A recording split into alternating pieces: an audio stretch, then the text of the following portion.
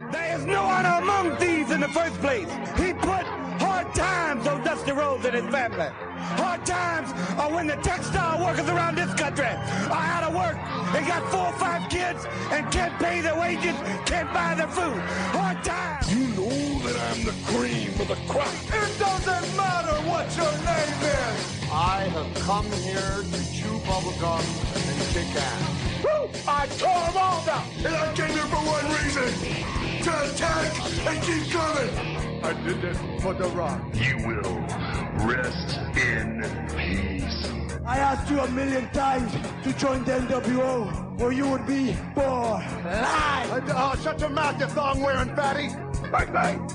And what's it gonna do when Hulkamania run wild on you? And that's the bottom line, cause Stone Cold said so. Yeah! Fire! I won't ride in nothing but limousines, and I won't make love to nothing but the best looking women in the world. You don't know what hard times are, Daddy. You will know that your ass is mine. Bang, bang. The best there is, the best there was, and the best there ever will be. You got a championship belt? And I don't. That's right, I'm a Paul Heyman guy. When Ric Flair's in town, showtime. Woo! Sweet! My belly's just a little big, my hand is just a little big, but brother, I am bad and they know I'm bad. Beat me if you can survive, if I let you. Orderly! Woo! It is Rolex time for the Raven. You just made the list! Who you beat, brother? Big, do, big, that, sucker! I am the game! The whole show. If I can be serious for a minute. You son of a bitch! Brock Lesnar! Damn! Austin 316 says I just whipped your ass. Oh, you didn't know? I mean, you're the Donald Trump of wrestling. You make Steven Spielberg look like a guy running 8mm films in a garage someplace. Will you stop? You don't want to recognize my belt, huh? You don't recognize my belt. I think you're a liar.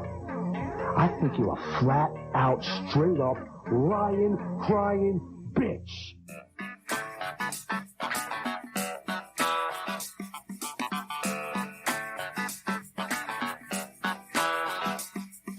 Sitting on the front porch with a cold one in my hand, people watching.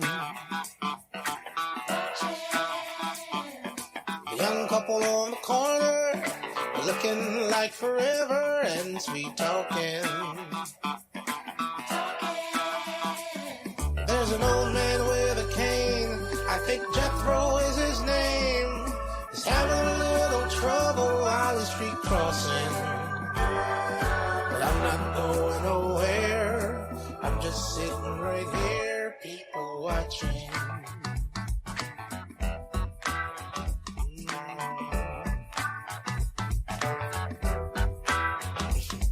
Miss Tina in her tight dress, high heels on, oh I guess she's going downtown.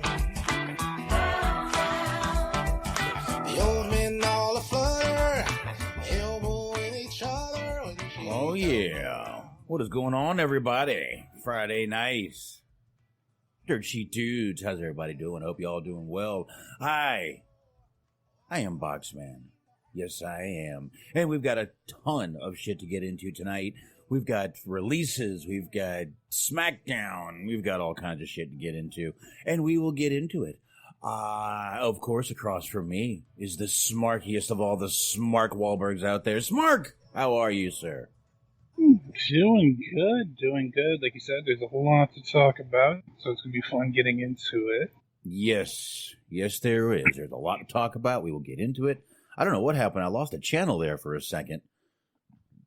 Yeah, it was only on the left side for some reason. You'll probably hear it when you listen to the download, but I don't know what happened. I lost a channel, and suddenly it came back. I'm sitting there fucking with my headphones, but anyway, that's neither here nor there. But that's why you suddenly heard only in the left side, because I lost a channel for some reason. I don't know what happened there, but fixed, done. I see both bars bouncing in Mixler, which is a good sign. And yeah, we will, I guess we can go ahead and get the plugs out of the way. And of course, chat room, of course, thank you guys for joining us so early in the show. But of course, we'll get these plugs out of the way and then we can knock this motherfucking show out. We've got the High Mark. You definitely want to check out those guys right there. Cheeseman, Mojo, G-Wiz, great guys over there to check out. And you can find them on the Metal Mitt 2Ts network right here on Mixler.com/Metal Mitt Network. And they're on Sundays, 8:30 p.m. Eastern time, I believe. And check those guys out right there. And of course, Bobby Anthem, Bobby Blades on the Inhuman Experience. You guys definitely want to check them out. Find them anywhere you can find podcasts. I know they're on Anchor. I know they're on iTunes and all those places. And the Unscripted Wrestling Podcasts, find them on Blog Talk Radio and anywhere you find podcasts. I was actually on there last night. I did not disappoint. I fucking won Jeopardy, goddammit. And I got 400 points in rap music. Just so you know. Just so you know. The training had been paying off. No, it was actually something I remember hearing about on Opie and Anthony back in the day. Opie and Anthony pay off. They do. And of course, for sharing the show, we got Steve Milan out there. We really appreciate it. Check him out on Letterboxd, boxd.com/Steven Milan. Double those L's when you spell Milan. Over 7,300 films reviewed. Speaking of reviews, leave us one on iTunes. You can even go on Spreaker and leave us one. You can go on YouTube. Subscribe there. God damn it. Please subscribe there. I'm actually looking to get a little more involved over in the YouTube soon. And you can get us on Stitcher, iHeartRadio, Spotify, Google TuneIn, Player FM, Smart, let it rip.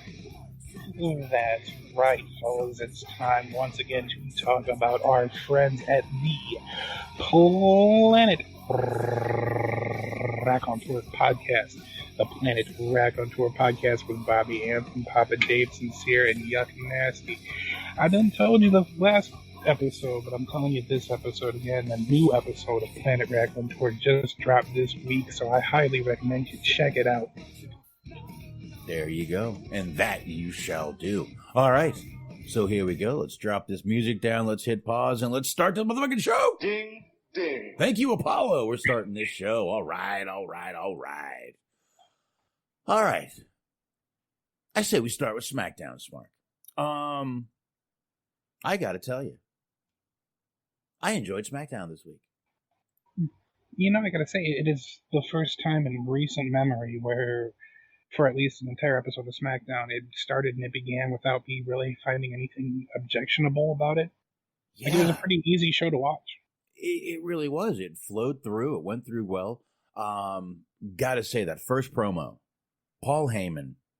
Listen, I know Paul Heyman is great on the mic. I know Paul Heyman can do what he has to do. He always does exactly what he's supposed to do when he goes on that motherfucking microphone. But I gotta tell you, this promo between... Basically, it was Paul Heyman talking most of the time. And let's face it, Roman doesn't need anyone talking for him.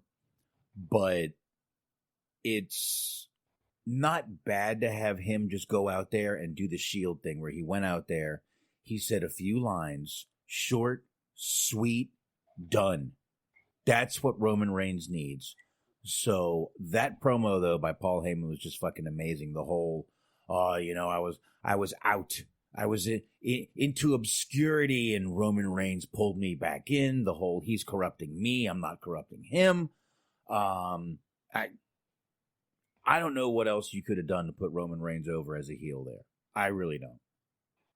Right. Yeah, it worked perfectly, I think, because there's like a little bit of an element of truth to it, an element of reality to it, I think, when Heyman was talking about how they needed him to be champion because he is an actual champion that upholds what WWE as a company stands for, and how people like Braun Strowman, people like The Fiend, they don't fit on network television shows doing press interviews and the kind of stuff that we all know that WWE likes to have their top people do.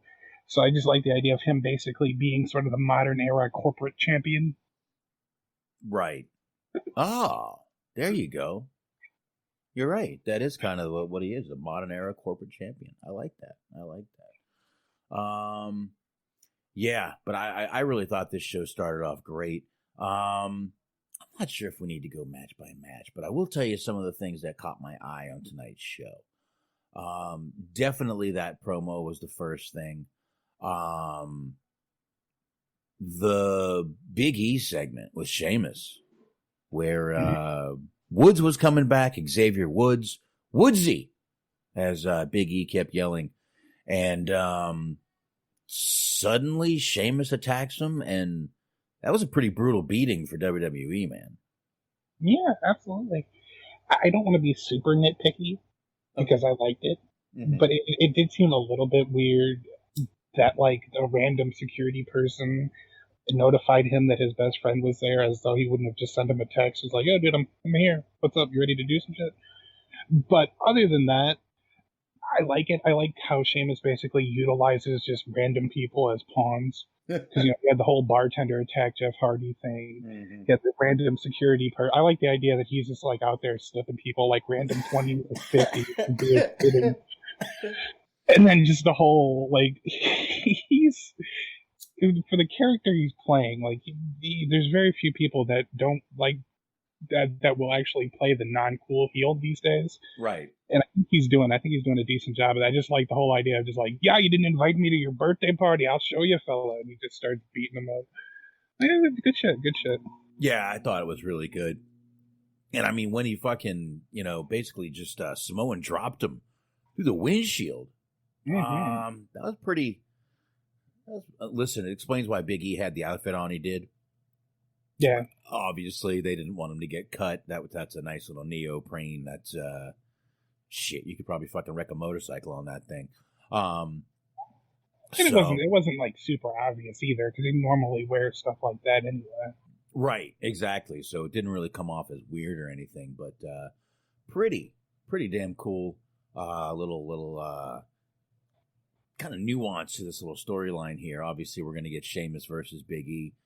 Don't know how long he's going to be out, but the next thing that caught my eye, though, was the Shayna Baszler.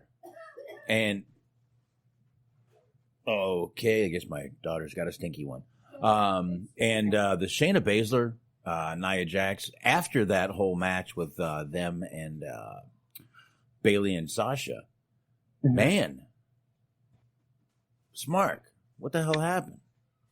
Yeah, there was a lot to this. Like the match itself, it was a really good match. It doesn't really come as a super surprise because like the payback match was good too, but it went multiple segments. It was one of those things where I talk about all the time on how you kind of know what the result's going to be. Right. It's a matter of can it keep your attention throughout. And they did that. I think they did a really good job of doing that. I like the whole little, not move for move, but the whole little spot they did outside where they in tandem slammed them against the barricade. That was cool shit. And just I like how the majority of the match was focused on actually working a body part. It's just like, it's the simplest thing in the world, but you don't see it that often these days. I've said that before, but it seems like it's kind of making a little bit of a renaissance and comeback of sorts. Right.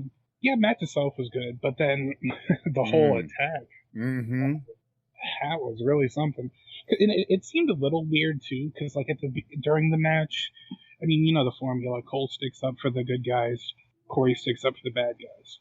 Cole was sticking up for Bayley and Banks like the whole match, and I was like, aren't they supposed to be the heels though? But I kind of wrote that off as Cole being, Sasha Banks super fan #1. Right.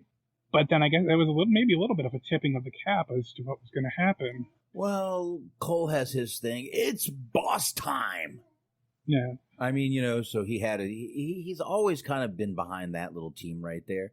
But yeah, he does, he's got to say it's boss time. Who else can do it as annoying as Michael Cole? Nobody can. I like to believe that he has a little Sasha Banks foam finger that he always has on when he's saying that.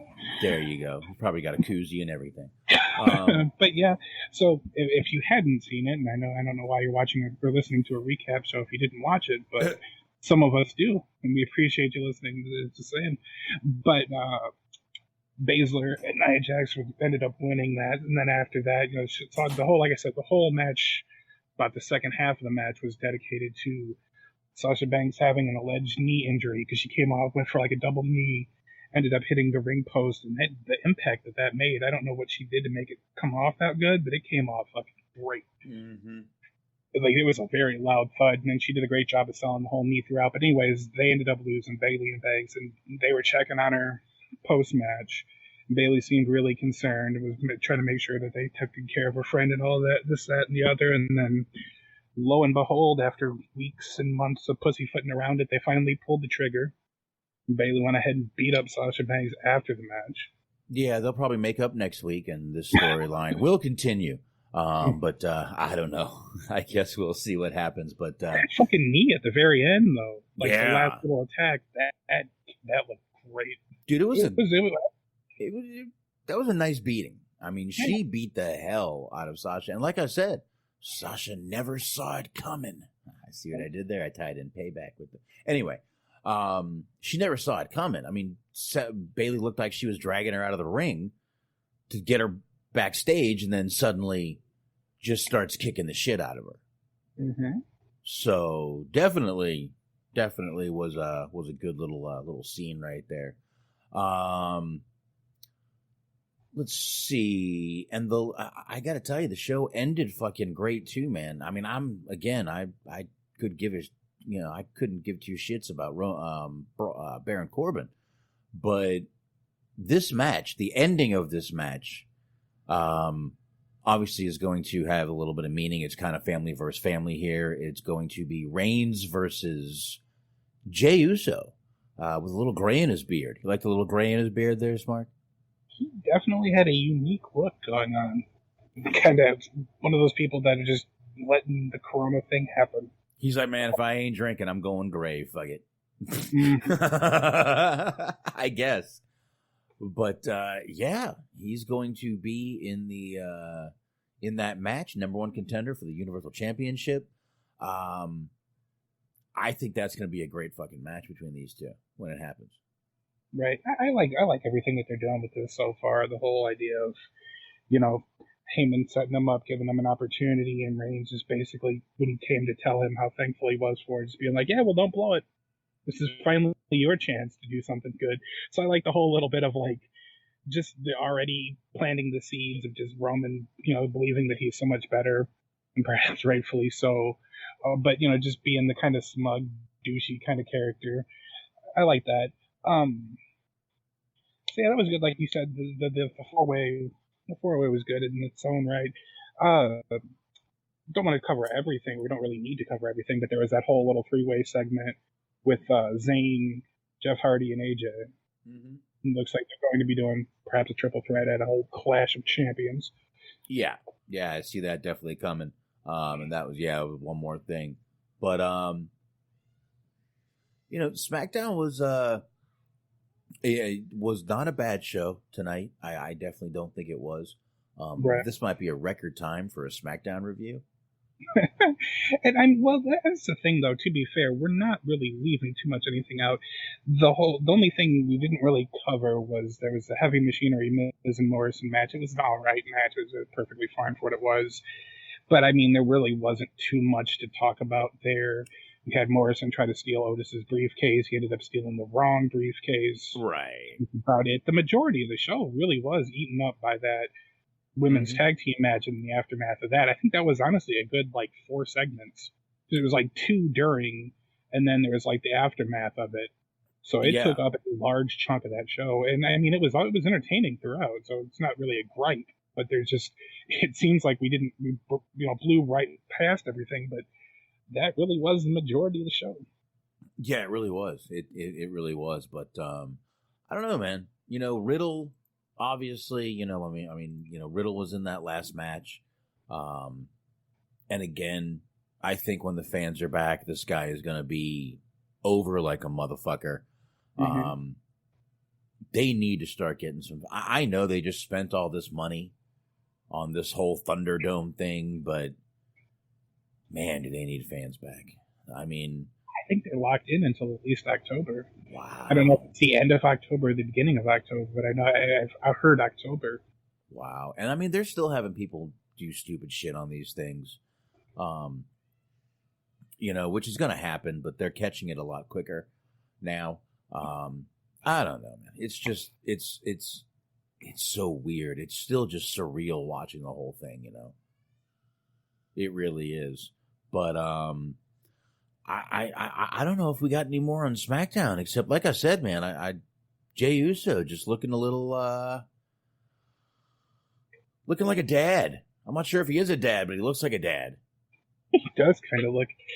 He just looks, like I said, the whole just kind of letting everything do what it does. Yeah. There's been all people who, ever since this whole thing has gone down, hasn't really bothered with the whole haircut, the whole, shaving of the beard and all that. Just kind of, fuck it.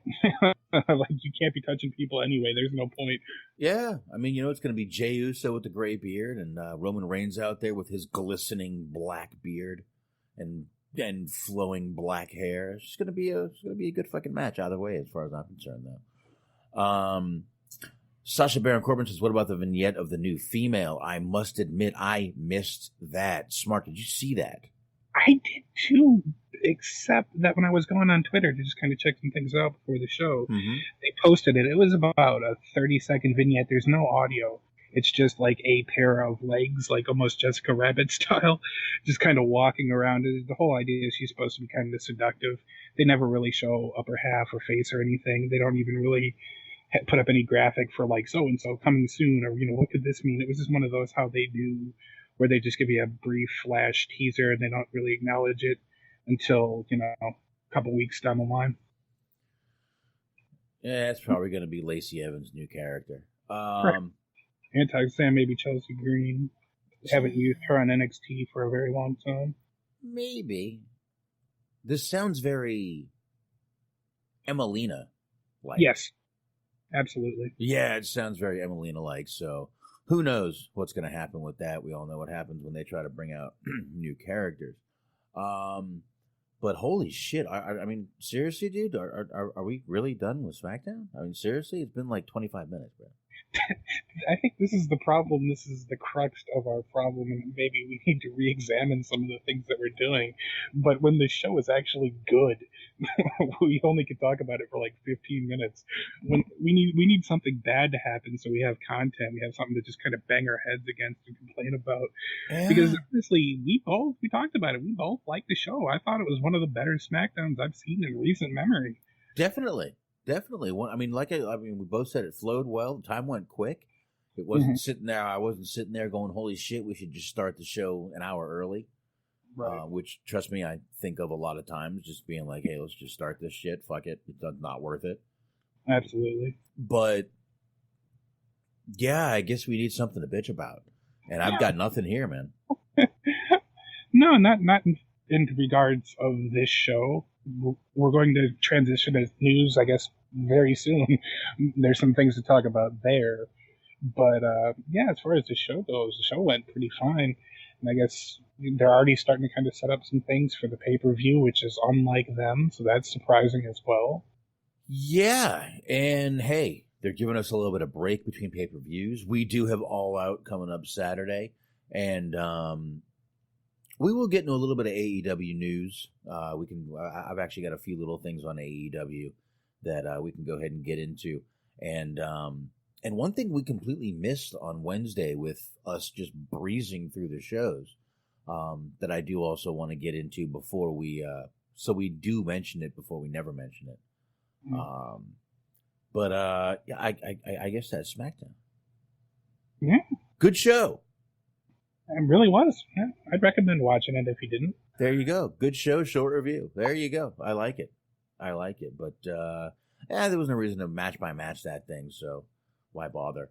I guess we can go ahead and start with a little bit of the AEW stuff.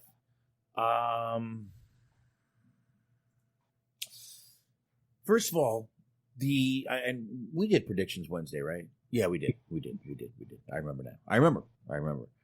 And we did talk about a tooth and nail match between Big Swole and Britt Baker. AEW is confirming this is going to be a cinematic match. So curious to see what they can do with a cinematic match. You know what I mean? Yeah, and I mean, we have prior evidence that they do good, as a company with these kind of things, with the whole Stadium Stampede and stuff like that. It's not a bad way to go, though, because you got Britt Baker coming off of her injury, so the idea that they kind of give her a little bit of a net to work with, they're not just throwing her to the wolves right off the bat. Mm-hmm. That's not a bad thing.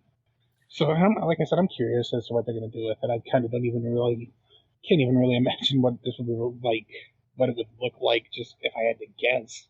Maybe some kind of like dentist's office setting or something, but it's a very vague match type or title, at least. Yeah, I'm definitely curious to see what they can do. I mean, obviously, to throw back to an older show, Chuck Palumbo over there doing amazing. Killing it. Obviously, I mean, he's the master of everything. And by the way, if you need a motorcycle, call Chuck Palumbo. He is building motorcycles. He does, really.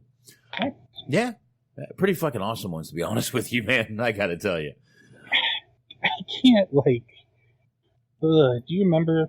It seems like it was forever ago. There was actually a time where, that show, American Chopper, was, super fucking popular. Oh, yeah.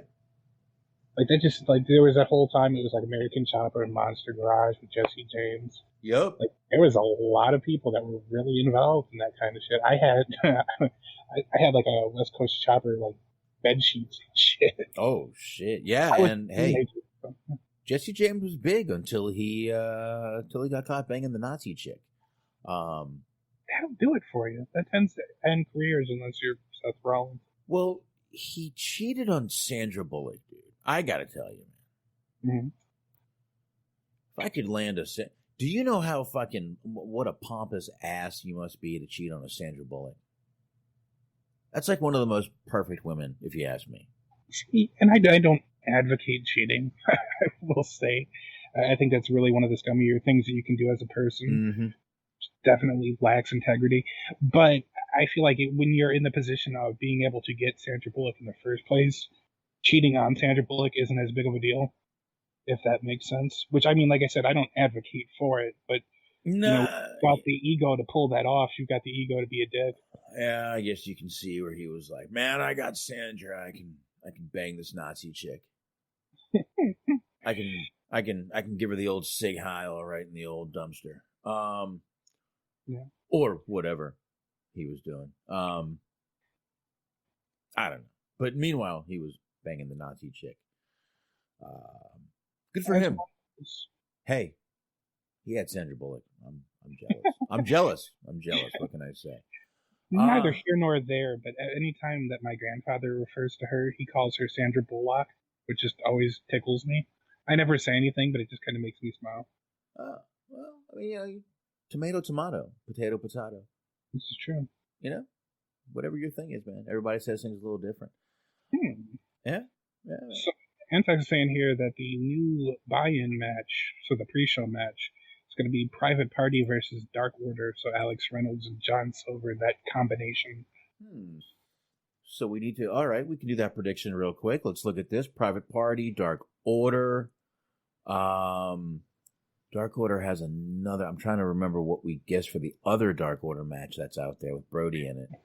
I picked Dark Order because that was the Dark Order. Rhodes, QT Marshall, and I forget who else they had back. But I picked Dark Order. I'm gonna go Private Party on this match.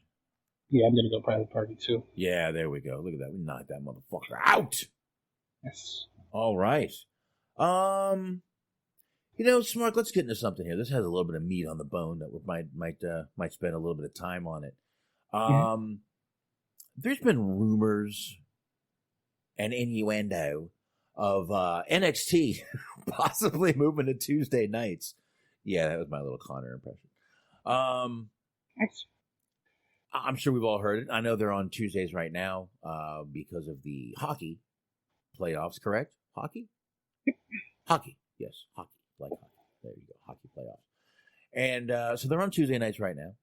Their ratings are going up a little bit on Tuesdays, a little bit of unopposed. So during an appearance on Busted Open Radio, Jericho kind of commented on those rumors about NXT moving to Tuesdays.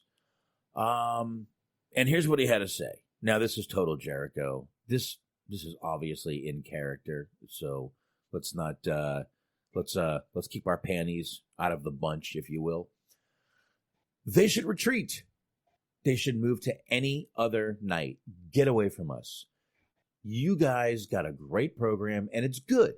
Why would you want to sacrifice your own ratings just to be spiteful and petty to go head to head with AEW? We're not going anywhere. And put on anything you want. We'll continue to beat you. It is a retreat, but it is also the right move from a business standpoint. Get your head out of your rear end and just worry about your product the same way we worry about ours. If they move to Tuesday, smart move. That way you guys can get your 850,000, 900,000, whatever, get 10 million viewers. Congratulations. Let us do our thing and we'll get over 1 million. I think it's a smart move business-wise on theirs. They lost. There's nothing wrong with conceding defeat. Moving to a different night and worrying about your show and not worrying about going head-to-head with AEW because you can't stop us. So, definitely a little in character, but I also see some truth in that statement. You know, it's kind of a work shoot, if you will, Smart. I will. I absolutely will. Sure. Let's do it. Yeah. Go ahead. But it does kind of raise the question of not so much with the whole way that Jericho phrased it, but it might be better, or perhaps would it be better, since I said it was going to be a question and not a statement, would it be better if they did end up moving? Like, would it be better not only for them, but for wrestling as a whole? Because it seems so far the way that they've been doing it that NXT has been struggling to be in the top 5, top 10, like at all, in terms of that whole 18-49 demographic that everybody clamors over. So if you get them doing a show on like Tuesday nights and they're pulling in those kind of numbers, and you have AEW pulling in the numbers that they're pulling on a Wednesday night, like I feel like it brings the viewership up for everybody, and it makes things a little bit more popular on both ends, and that kind of leads into each other, and I think it helps, both companies in a way. Yeah, I definitely think you're right. It would help both. And obviously the two nights that NXT could move to would be a Tuesday or a Thursday. I'd prefer it go to Tuesday, to be honest with you. It'd be a little better, I think, for them also. Right. Although a Thursday is good because then you get a little bit of a break from Raw. There's really kind of a catch-22 there. You can kind of have the people from Raw kind of hot to watch NXT the next night, or you can give them a break from Raw and have them pick up Thursday. First question you have to ask yourself, will WWE, because now that Jericho said it, it's out there. Mm-hmm. It is admitting defeat. It is. Dude, no matter what you say, no matter in Vince's mind, this is defeat. This isn't the XFL going bankrupt. This is kind of defeat, man. Right. That's the first question you have to ask yourself. Go ahead, I'm sorry. No, you actually go ahead, and I'm going to let you get your point through. No, that was my point. That Vince is going to be the end-all, be-all on do we move or not. I really think so. I absolutely agree, but I think to kind of counter that point, like, I think we're looking at it just AEW versus NXT. And if you look at it in that prism, AEW, just statistically speaking, has won by a landslide. Like, there is a large number of weeks that they beat them in the ratings war if we're going for just Wednesday night viewership and all that. But I think it would be smarter for them to look at things on a grander perspective. Because, like I'm saying, like, if you have, it would be easier, it'd be more beneficial for them, I think, to just kind of, it would, in a sense, be admitting defeat, but to move the show to Tuesday, to move the show to Thursday, and to be consistently week in and week out, be in the top 10 in terms of 18 to 49 demographic, than to consistently be at the risk of some weeks not being included in that demographic, not even making like the top 50 in 18 to 49, or being like 27th in 18 to 49. Like, I think it does, like I said, like you said, it does kind of admit defeat a little bit, but I think it would help them in the long run to be able to say, with Raw, with NXT, with SmackDown, that we do this, we're always in the top 5, 10, 15, whatever the fuck, however you want to spin it in that demographic, than just them constantly week in, week out having news of how they were obliterated in the ratings battle. Right. Yeah, exactly. And by the way, just to bring up the ratings real quick, this week's AEW ratings were 928,000. They were 8th in the demographic. NXT's ratings, 849,000. They were 10th. And NXT was on Tuesday. AEW was on their regular Wednesday night. We talked about it. But that's actually a good fucking thing right there. And NXT was also on Wednesday night. They did show NXT on Sci-Fi on Wednesday, just, not to one up AEW, but they only got 183,000 that night. Yeah. Yeah, they really took a loss there. Which, I mean, I know that's not the point, but it's just a funny number if you want to make that comparison, if you really want to be petty. Dude, those are the numbers we used to laugh at fucking Impact for getting, remember? I mean, really, the numbers that Raw is getting right now are the numbers that we made fun of Impact for getting. Oh shit, you're right. We got a point there. It was like Impact when they were going on with Hogan and Bischoff and all them. They were trying to do the live shit.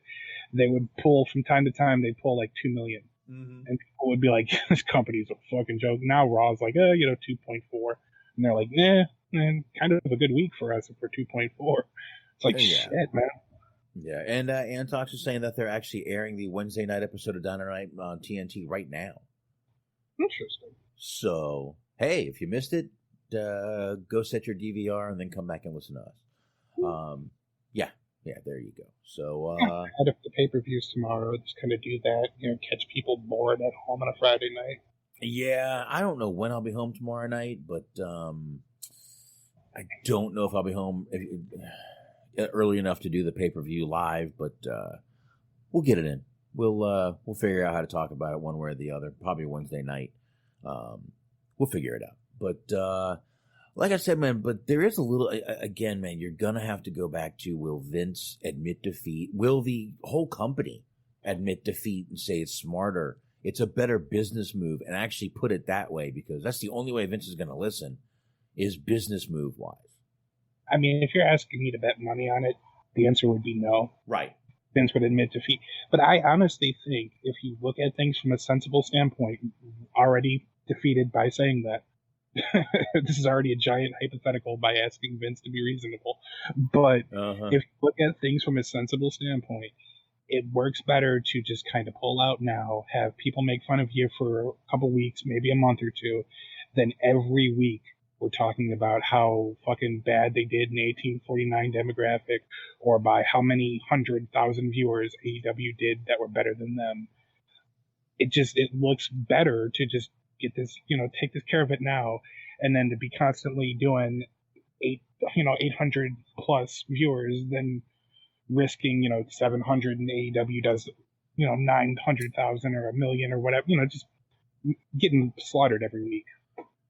Yeah, and you got to face it. A lot of people still look at NXT as the rookies show. I know a lot of us don't feel that way, but a lot of people still do. Mm-hmm. So, they hear NXT and they're like, isn't that where they bring up the rookies? And it's like, oh, yeah.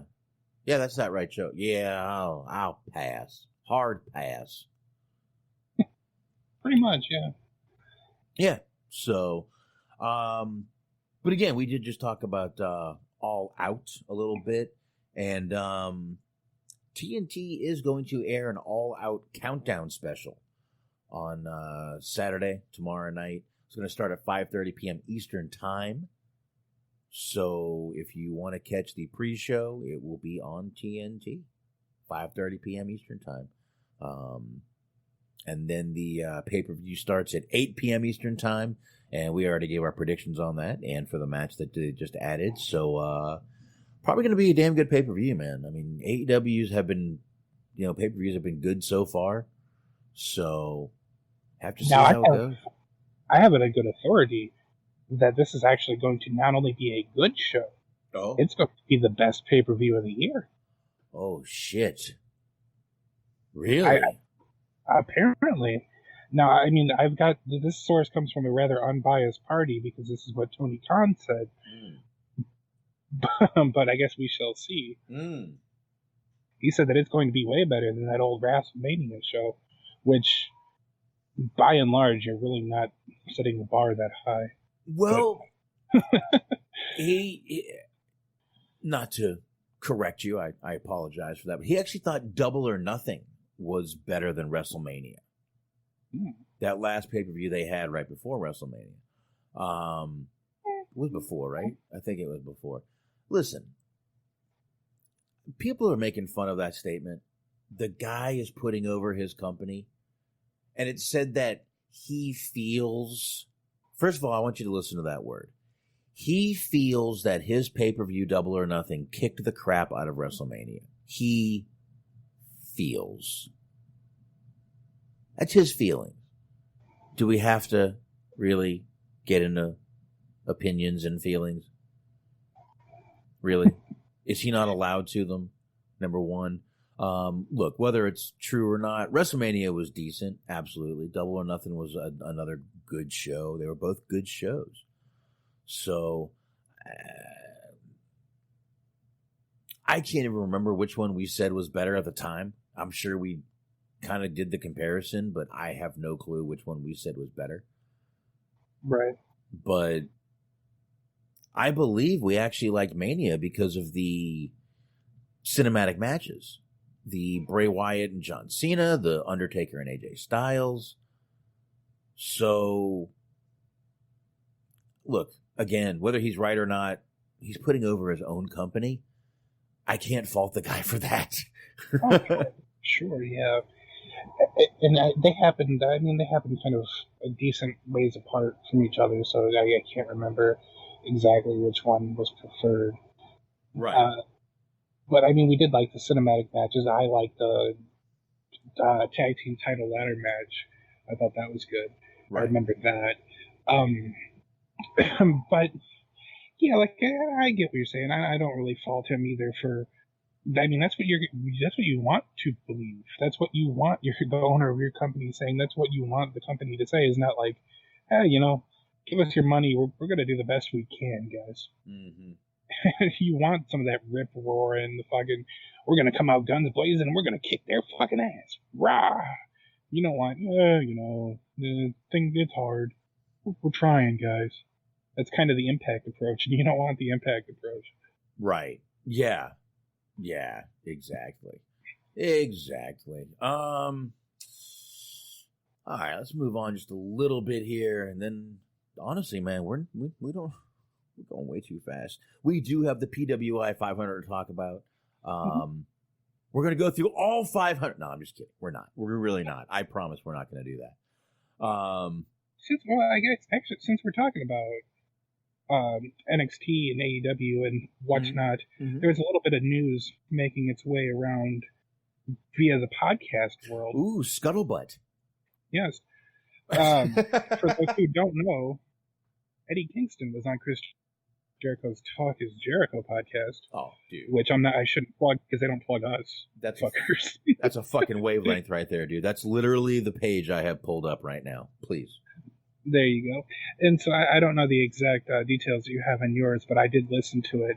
And I think the kind of overall talking point was following the whole Cody Rhodes match that he had, that NXT had reached out to him about possibly coming in and working for them because he was still unsigned following the Cody match. Kingston did say that they had reached out to him prior to that to do some training or to be a trainer. But he basically said that he just wouldn't be able to do it because he'd just be bitter that he never got that chance, and now he's grooming people to be fucking WWE superstars, even though they didn't think that he was good enough. So there would be kind of a conflict with him wanting to, he wouldn't be able to devote himself and give the kind of performance that he would want to give in terms of that being in that role. But it was pretty interesting. I thought that they reached out to him like immediately afterwards, and he kind of used that as a little bit of leverage where they weren't signing him, but he was like, "Hey guys, the NXT's talking to me. I don't either offer me something or I'm going to take that deal because I want a deal. I want that money." Well, I think that shows you what kind of guy he is, that he didn't hold that over their head. He does, listen, comes off like a fucking rough, tough New Yorker, but he also comes off like a good dude. I do have a little bit of a transcript of the back and forth that, if you don't mind me reading real quick. Sure. What you were just saying is that, he didn't want to just go in and collect a paycheck if he feels he didn't earn it. Kingston actually said, but my thing was, and I told them, I can't collect a paycheck if I didn't earn it. They were like, what do you mean? And my thing was, I was going to go in there, coach, be bitter and angry about coaching, not getting a shot. And these guys who don't, they love wrestling now because they're at the Performance Center. No offense to them. So you see what he's saying there. I'm going to be looking at these fucking rookies, training them like, yeah, that should be me. This guy's not great, is what he's kind of saying. And Jericho said, no, getting paid. Kingston said, yeah. Jericho said, it's great when you're under contract for the first year. And then Kingston says, but when you're on the road getting paid hot dogs and soda, let's see, it's not even a handshake anymore. It's just soda. But I would have been so bitter and angry, I wouldn't have done a good job. I would have been detrimental to those kids. So I was like, nah, I'm good. Once again, man, this kind of shows you the kind of guy he is. He loves the wrestling business. He's obviously just not wanting to. He doesn't want to train. He wants to go in. He wants to have a match. Great talker. So why not have him doing what he's doing, managing a team? There's no big deal for that. Couple teams actually, right? Yeah, couple teams. Yeah, couple teams. Yeah, Butcher and Blade, Lucha Brothers. Right. Yeah, a couple teams. A little stable going on there, which is very strange stable. But anyway, that's neither here nor there.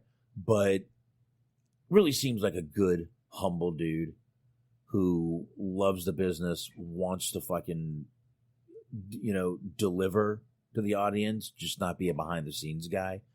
But not the kind of guy that seems like he's a junkie for the fucking camera, but wants to go out there and do his best. And I'll tell you what, man, I've said before, I do not know a lot about his, indie stuff and all the other stuff he's done, but I like the guy's promos.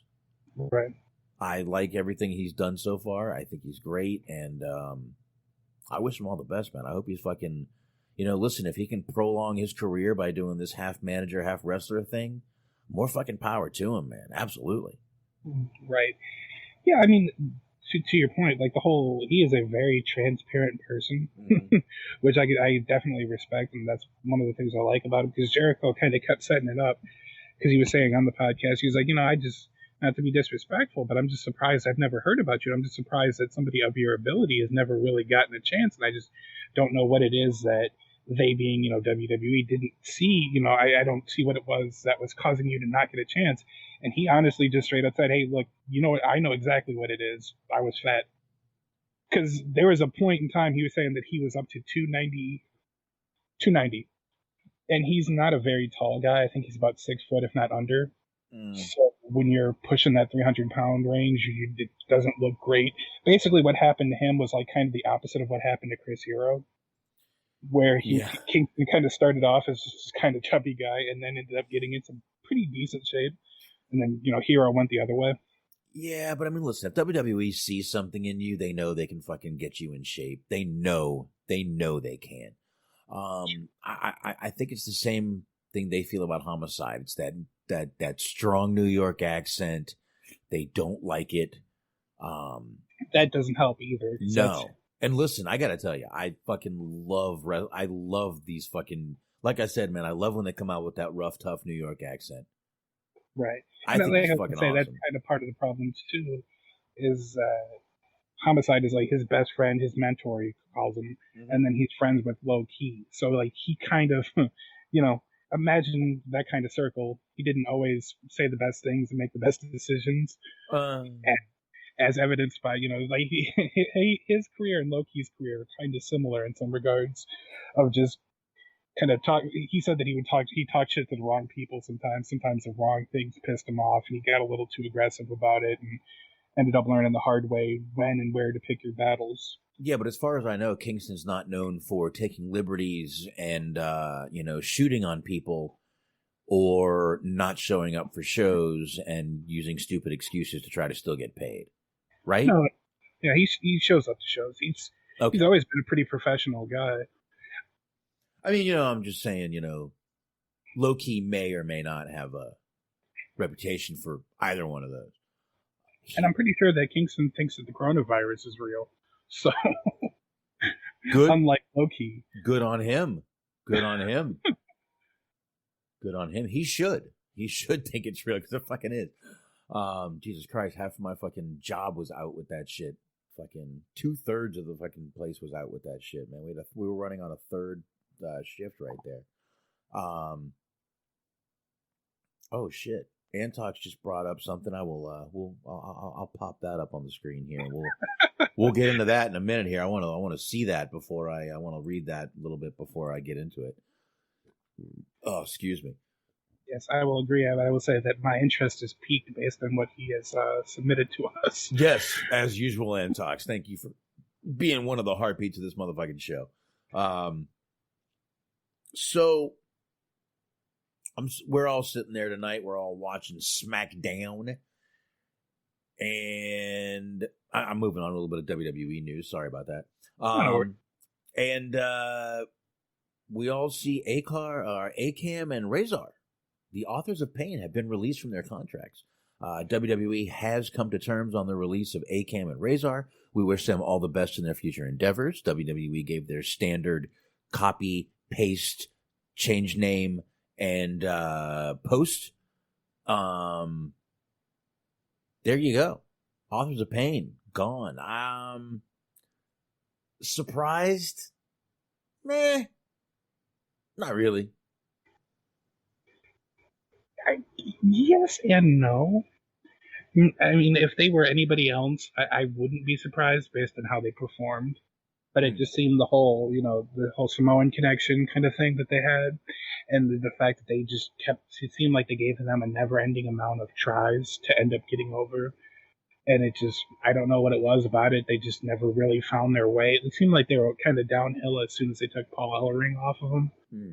Because they put him in with Seth. They had Seth and them. And that was all right. But what Seth's doing now is a lot better. But that didn't really have legs. And they were never really good by themselves. They always needed somebody to kind of talk for them. Yeah. Smart, do me a favor. Since I'm old, could you pull that thread up? And I'm not sure how to work Twitter on a computer. Sure. Okay. Am I showing my age? Anyway, go ahead and pull that thread up for a few minutes there. Hey, D Large, good evening to you, sir. And you are talking about the thing that Antox mentioned. Yes? Yeah, please. Okay. Yeah, I have it up here. I can kind of read through it if you'd like. Yeah, we'll go through that in a minute. Let's go ahead and finish up with this Razor and Akam thing. But they haven't been on TV in how long? Did we just say? I didn't hear that. It's been a while. Since they've been on TV. It's actually, let's think about it. Since the coronavirus thing started, they have not been on television. I think they were on 1 week when it all started, and then the fans were not allowed in the building, and I think that was it. So I don't know. This though, now Smart, gotta ask: is this a team you can see going to AEW? No, I really hope not. Really? I mean, they're big guys, and I guess they can move well, but they've never really done anything for me. Like, I wouldn't be surprised if, I don't know if they're still doing this or not. It'll be a while if they are. Right. But I don't know if New Japan is still, like, fond of just hiring big American wrestling dudes that don't really have personality but are decent enough workers. Like I watch their shows, I watch their shows from time to time, but it seems like that trend is kind of burned out. Like they still like American guys, but the whole like kind of Prince Albert type, it seems like that's pretty much done with. But I guess we'll see. Yeah, I don't know, man. I actually could see them in. I could see them in AEW. Listen, AEW's tag team is mostly little dudes. Yeah. And I'm not shitting on anybody, but mostly, listen, you got the Butcher and the Blade. You got the Butcher. That's about the biggest dude they got. Who's the other big tag team guy they got? Okay. Wardlow, if you want to add him in a tag team with MJF. I'll put that out there. Well, I mean, I guess it depends on what your definition of a big man is, because if you want to be, like, technical about it, you could kind of look at Cage and... Brian Cage, teaming with Starks. That could be a big man that they could use in their tag division. And talked about Luchasaurus. Big, but not... I mean, he's tall. He's not, like, a giant. He's just a tall dude. You know, he's kind of a test. Yeah, there you go. He was better. I think he's a better wrestler. I don't want to put that kind of slander out there, but he doesn't necessarily wrestle like a big man. He wrestles like somebody who is tall and athletic, but not so much of like, you know, like you were talking about, like a Wardlow type or, you know, Undertaker or something like that. Yeah, and D-Lard says wherever they go, they need to take Ellering with them. Ooh. Listen, I love Ellering. I'm a huge Ellering fan. I know people that have shit on Ellering for being who he is. Oh, he never belonged with the Road Warriors. I say, fuck those people. Fuck them right in the ass. Because Ellering wrapped up everything those two fucking maniacs said into making sense. He was definitely the guy for that team. But I like the way this team goes out. They speak their fucking native languages. I don't give a shit what the fuck they're saying. I really don't. It could be gibberish like fucking Asuka is speaking half the time. I don't give a shit. I like what these guys do. I think they're too fucking... I liked when they were going out there with the fucking, you know, going out there and cutting those promos. These guys, I think, could be actually a fucking, believe it or not, an asset to AEW. I mean, I could see how you could come to that conclusion. Like I said, I've just never really been super into them. All right. Hey, everyone has their thing, you know. What am I gonna do? Right. Smart. You posted a little news bit that I'm sure it's gonna get a little bit of talk over the next week or two. This is actually from today. This article. Comes from Wrestling Inc., and it's about Vince McMahon basically threatening to punish talent engaging with third parties. Now, third parties, I'm assuming this is going to be like Twitch,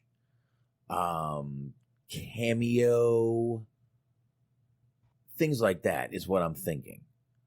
Yeah, pretty much anything that isn't like direct social media, like a Twitter or Instagram. Right.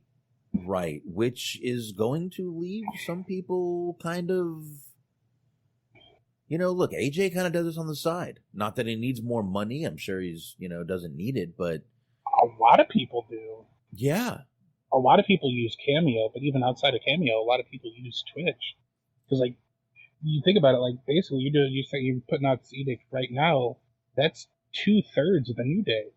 Because Big E is like Cameo, is his whole hustle, and he makes a lot of fucking money off Cameo. And then you have Xavier Woods on Twitch all the time, and you know his whole YouTube gaming show and all of that. What about podcasts? Well, I believe that podcast is WWE sponsored. Both the Corey Graves and the New Day podcast, so they're probably fine with those two. But yeah, YouTube shows are probably going to be out of it. All that shit is going to be. We've said not that it's like a super big thing, but like even just as an example, most of the podcasts I think that the WWE people do are owned by them, the WWE. But we were talking about them Wednesday. Swerve Scott has his podcast. He has a podcast called Swerve City Mm. that he does independent of them. It's just like a YouTube thing / podcast. But yeah, he's not backed by them. He has like WWE talent come on, obviously, but it's not like one of their official ventures, from what I'm led to believe. Huh. But I mean, you have that. There's a countless number of people that are on Twitch now, because you have like we were talking about Xavier Woods. AJ moved over there because the platform he used closed down. Vega and Black are on there. They have their own little channel on there. Mm-hmm. Dakota Kai is on there. Wow. She does some shit with Shayna Baszler from time to time on there. I was watching them when I was waiting for AEW to begin Wednesday. There's a lot of people that are on there that are under that banner. Wow. Paige, actually, we talked about Paige a lot. She apparently deleted hers. She deleted her Twitch, and she was on there goddamn near every day, from what I could tell. Well, she was sitting there in a bikini complaining about how guys were being pervy. But with her new boobs just fucking literally sticking out the sides. But anyway, I do have a little bit of what, according to the old dirty sheets. Again, this is a Wrestling Inc. article from Raj Giri. According to the letter that McMahon wrote on Thursday, it said, some of you are engaged with outside third parties using your name and likeness in ways that are detrimental to our company, McMahon wrote. It is imperative that these activities be terminated within the next 30 days. Continued violations will result in fines, suspension, or termination at WWE's discretion. McMahon wrote that these actions are necessary as part of WWE's rebuilding process as they enter the next phase of growth. He did also mention in this letter that he does own not only their character names, but most of their shoot names he owns too. Which is fucking horrifying. Absolutely. Like, honestly, I'm not even saying that as a joke or as a bid for ranting material. Like, I read that and I got creeped out. Like, and apparently, I can probably pull it up if need be, but apparently that is true. I don't know how that could fucking work. But yeah, apparently, I was seeing that like Charlotte filed for a bunch of her own name, real name, Andrade's name, a bunch of names related to her, but just like the whole, apparently they are just doing that now. Like, they fucking own you as a person now, which is god awful. Yeah, and here's where the quote came from. WWE held a call with talent last Sunday regarding the reinvention of the product. During the call, it was said that WWE owns the real names of talent, not just their character names. So definitely, I mean, dude, listen, I know everyone said, well, they're independent contractors. I get it. I know you hear the word independent and you stick to that, but that's not the way it works. I've explained this before. I'm not going to go through it again. I'm not going to do it, but it's not the way it works. You can still be under contract and still be an independent contractor. I'm under contract. There's a reason I wait until November 18th. But it's just not the way it works. Independent's not even the right word. They shouldn't even use it. It should actually be renamed because that's not the right word for it. You are still a contracted employee, even though they call you independent contractor. You should just be called a fucking contracted employee. I don't know why. Or not even employee. I know they can't use that word either, but all right. Sasha Baron Corbin saying Paige changed her name on her Twitch is what happened. So yeah, I was just seeing that actually as a bit of a clarification. It's under her real name now. From official page WWE to Saria, I think that's how it's pronounced. Official. I don't know how to pronounce her weird fucking name, and I can call it a weird name because as far as I know, she's 100% white. Yeah. Oh, Michael Smith. Trust me, man. I've explained this. Antox is going to have a shit fit if I explain this again. I promise you. But I mean, he will. He's gonna lose his fucking mind. I don't want him to do that. Okay. And I mean, there's been a lot of just kind of people coming out and talking about it, and kind of some trolling going on. Because apparently Renee Young put out a tweet that said, "So, guess now would be a good time to launch my Twitch and Cameo?" ? Foley said that he thinks it's a crummy thing to do. Thank you, Captain Obvious. Yeah. The fucking Punk said that, basically Punk's tweet was, all right, guys, girls, are they going to fire everyone? Just keep doing you, don't worry. Which, I mean, he got a point. There's a lot. If they really stuck to this, like I said, the first thing you would have to do is you would have to fire 2/3 of the New Day. Mm-hmm. You would be stuck with just Kofi, pretty much. And if you fire Woods and Big E, you're going to lose a lot of fucking money.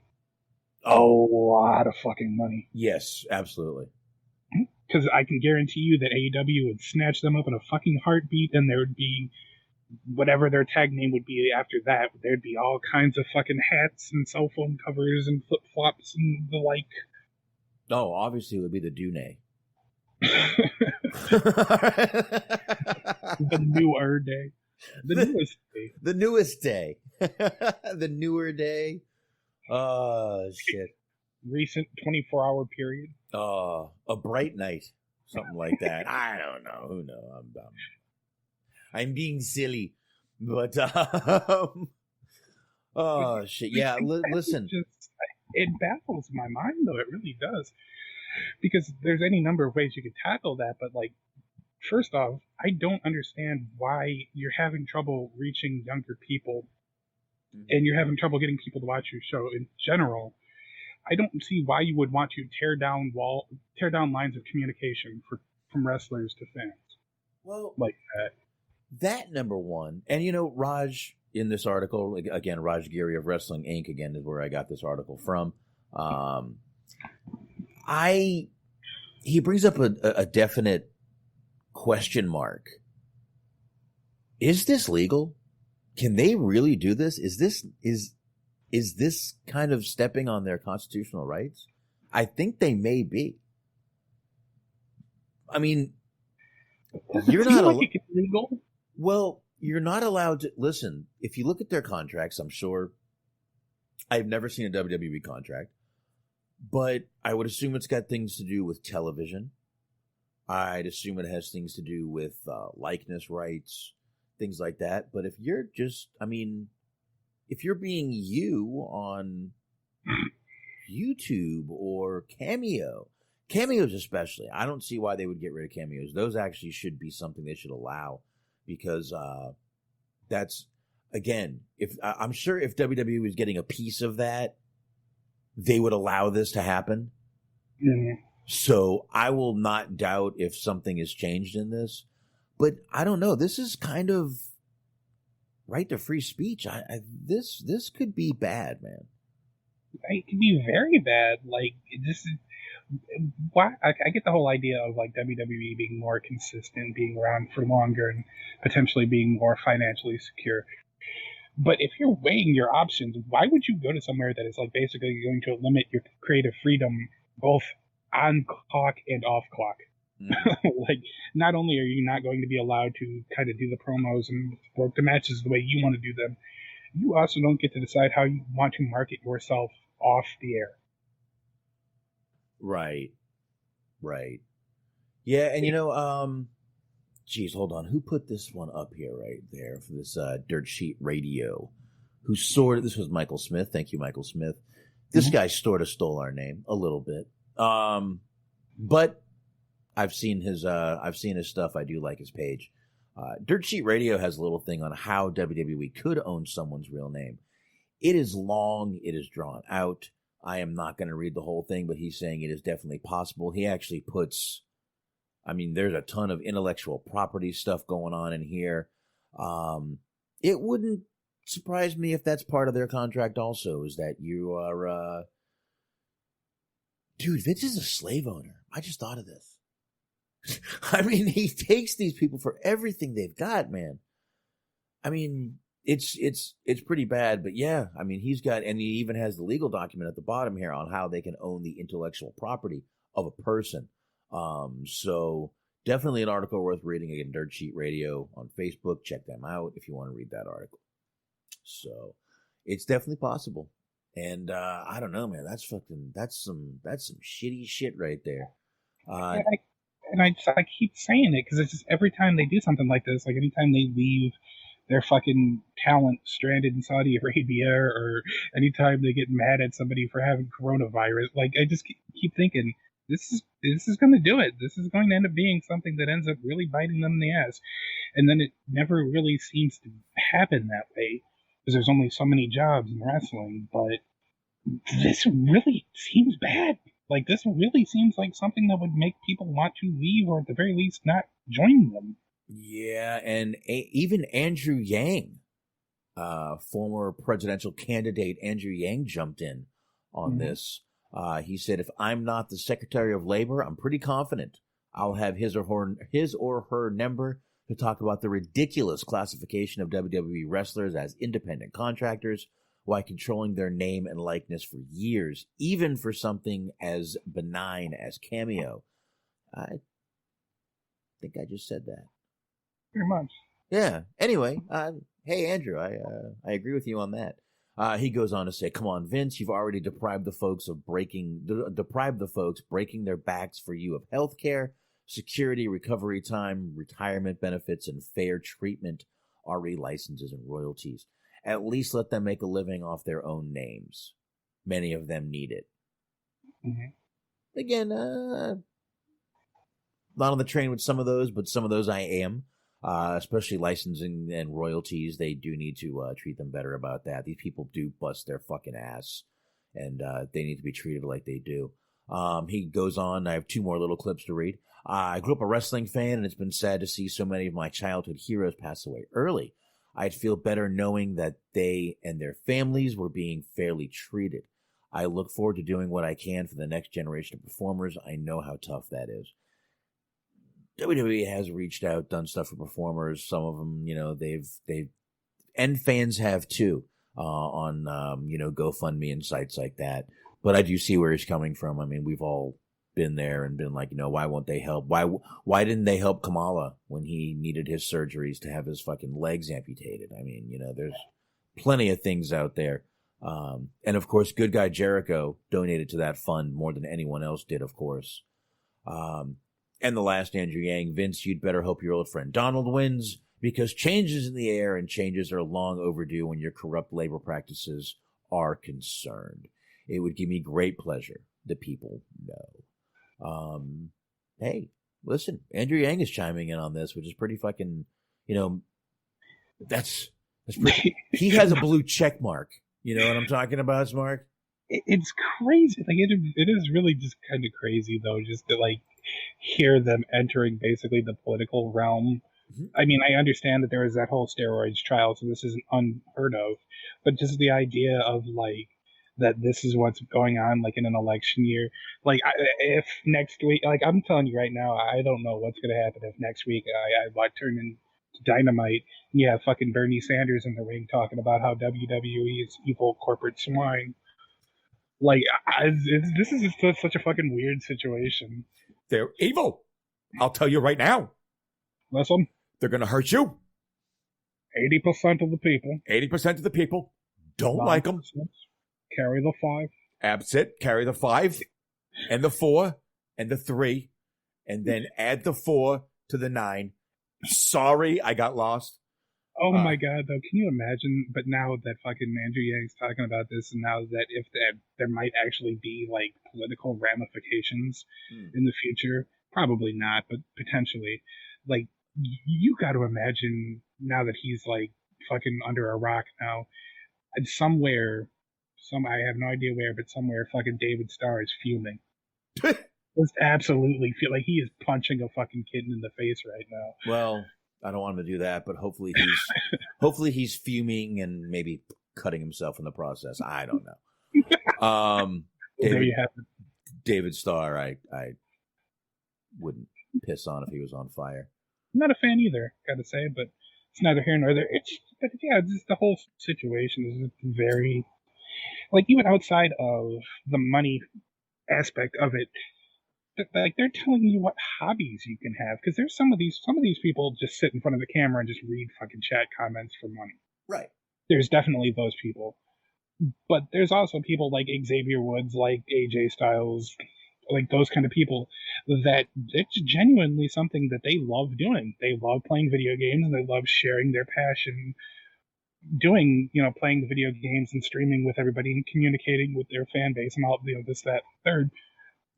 And it's like, it kind of sucks. Yeah, it really does. And, the fact that they do and listen, Asuka has had her channel up forever, man. I mean, what are these people just going to have to shut their shit down again, man? I don't know if this is something they can do. This is, and I'll tell you something. I could see their stocks falling because of something like this come next week.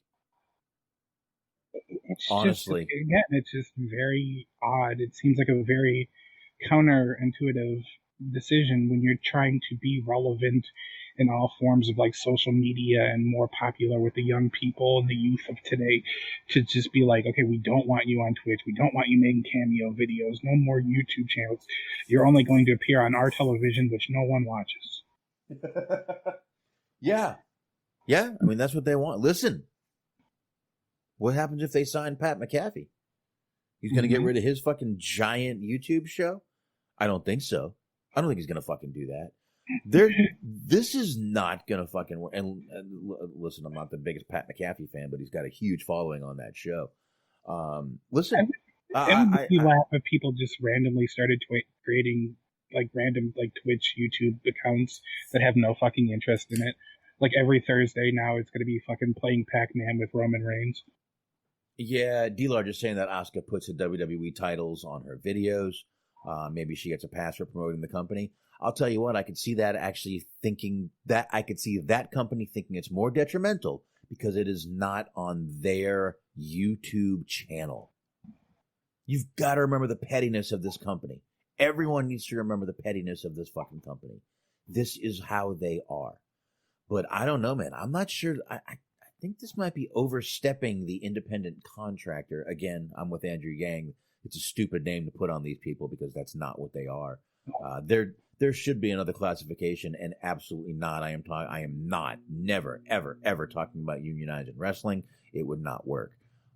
You would have every indie company would be fucking out of business and broke.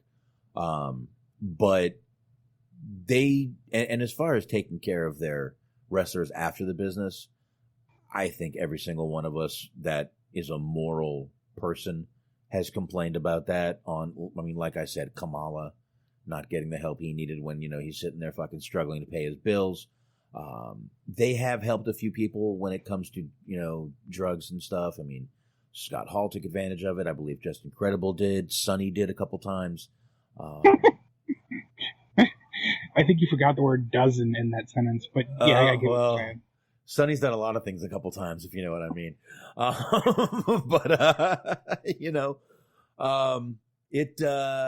Listen, they have helped. They do help when they can. Yes, they definitely could help more, though. A lot more people. They've got the money, man. People made $48 million during coronavirus. Mm-hmm. $48 million was their profit during coronavirus. And after cutting a shitload of people too, and they didn't even financially benefit from that go around from that. No. So next quarter they stand to make even more from cutting a shitload of people, and then they're telling you that they want you to shut down your fucking Cameo because they're not getting a cut. Yeah, which makes me think back to a few weeks ago when Anthony was asking us about house shows coming back.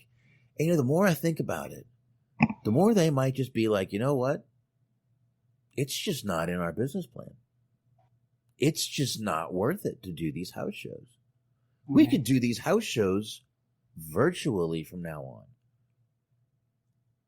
I could see that. I could see maybe that happening. So, it does bring up questions with what is going to happen in WWE's future, and the restructuring brings up even more questions. But again, I don't know what the legalities of these are. I'm not a lawyer and never even played one on TV. But I don't know if they can do this. This sounds like something that's not in their contract. So I think they may have some loopholes here. It's going to take someone to have the balls to sue them over it. But I don't know. Maybe Andrew Yang will get involved, and no WWE person will have to worry about it. But really though, if you just like Punk was saying, if everybody just goes, yeah, no, we're not listening to this, like they can't enforce it for fucking everybody. No, you're right. They can't. But who's going to want to sacrifice their career and be the fucking example? That's the question. Yeah, I mean that's where you hit the biggest snare is, you know, if you have like I was saying, if you have somebody like a Big E or like an Xavier Woods be like, yeah, fuck you guys, we're not bothering with this shit. You know, they're not going to do anything to them. But you know, if fucking they brought back Drake. Let me try that again. They brought back Drake Maverick. He has a Twitch. So, like, you know who's getting fired first. You know what I'm saying? So, like, I imagine if you're lower on the card, you're probably going to be willing to cave. And then you kind of just, there goes the whole initiative on that. Yeah. And you know what? You were like, oh, you know, they may not do this. They may not do that to this person. But when you think about it, WWE will make an example out of someone to show that no one is bigger than the rules of WWE. Right. Yep. Oh, no, I agree with that. Yep. And again, their pettiness is not past it. But Michael Smith, thank you for posting that little Andrew Yang thing. That was pretty cool. That was pretty cool seeing him get involved in that. This is not the first time he's chimed in on wrestling, by the way. He's done it more than once. So yeah, it definitely is. I'll tell you the truth, Smark. I've only got two more little. We've got the PWI 500, and I brought up a little list that we could just have a little fun with if you want to. It's not exactly a new one. It's I don't even see a date on it, to be honest with you. But it's the 10 strangest WWE merchandise items people actually bought a lot of. Oh man, I can guarantee you, I know what one of them's going to be. Let's roll through this. Let's roll through this and have some fun. It is a what culture list. Before you do it, just for the sake of brownie points or whatever we're going to call it, I'm going to guarantee that one of the items is those fucking hair hats that they used to have that had like the Bella Twins hair in the hat form. Because that was one of the weirdest fucking things just in general I've ever seen anyone put up for sale. Well, let's go through the list and find out. Yes. The first one that is on this list, number 10, I'm going to embarrass myself a little bit with. It is the WWF Cookbook, Can You Take the Heat? That's one where it's like JR on the cover and like Stacy Keibler or Tori Wilson or some shit. Actually, it's JR, The Rock, and Stone Cold. Oh, okay. They put out a couple, actually. Yes, they did. They put out a couple covers. I do have this book, and this is the cover I have. I do have this book. I have never made one recipe from it, but I do have this book. It is in my my WWE collection. Maybe I'll give that away on the show one night. Maybe I'll do that. Number 9, the Hacksaw Jim Duggan foam 2x4s. Remember those? Yeah. I don't know, though. I don't think that's that ridiculous. Like, it goes along with his gimmick. It's better than just your standard foam hand. Yeah, and the foam fingers were so big back then when these were out, man. This one I get a little more than most of them. But they were foam. I mean, Jesus Christ, what are you going to do? Have people carrying around real fucking 2x4s? Your Hacksaw Jim Duggan gimmicked 2x4. You just lightly hit someone over the head and it fucking breaks. Yeah, now this one, number 8, I do not remember. And I'm hoping our chat room, maybe someone in there is old enough to remember this. A game called WWE Crush Hour. I remember this. You do? Okay, great. I certainly do. Are you familiar at all with the game Twisted Metal? Definitely. It is basically that in WWE form. You get, I forget the exact amount of characters, I can bring it up, but everybody has their own car that's kind of thematic with them. Like, you know, somebody has a fucking Corvette, somebody has a monster truck, the Undertaker has a hearse, I believe. I'm going to look it up, but the whole idea is it's a car combat game. You just go around and you shoot the other characters' cars, and you like advance through different levels, and there's like titles that you can win and shit like that. What console was this on? Multi. I think it was PlayStation 2 is what I had it on, I believe. PS2. I've got an emulator for that. I might look. And ironically, I think the whole premise is based on the idea that WWE's gotten so popular that they have their own TV channel. Mm-hmm. So they have their own network, and they're looking for things to fill out time. Because they have even little segments during the game where it's like vignettes. Like Kane has his own cooking show. They do like the Proof on the Edge shampoo commercial. Yes. Shit like this. It says the core premise of Crush Hour is that Vince McMahon has taken over the entire television industry and thus has to find new shows for his WWE superstars. And this article actually says it's like a wet dream precursor to the WWE network. And the video game sees everything from a Kane cooking show to a WWE version of Survivor and Vehicle Combat. So I'm gonna have to check this fucking game out, man. PS2 and GameCube. Michael Smith is saying, "Damn, Michael Smith taking over as the MVP of this show." Antox, watch your ass. There you go. Yeah, it wasn't terrible. Like, it wasn't great, but it also wasn't like the drizzling shits like some of the, actual wrestling video games that have come out over the years. Yeah, I'll have to check this out. I do have, like I said, I do have a PS2. I actually have 3 modded PS2s. If I can find the file, if I can find the ISO file, I can just I could bring one of those PS2s in here. I know one out of the 3 has to work, but they're all modded with a mod chip in them. So I'll that was kind of my little kind of my high school gig, was modding PlayStations. Right. Yeah, but all right, let's move on to the next one here. I need to actually hit the next button. I'm glad a lot of people remember that, man. But these I remember. The WWE Squirt Heads. Yes, sort of.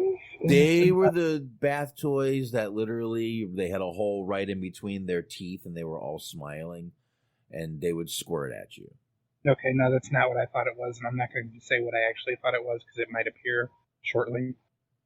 Please don't. But there was an action figure, is what I was thinking, just as a tease. Oh, you're thinking of Garbage Pail Kids, right? Yeah, there we go.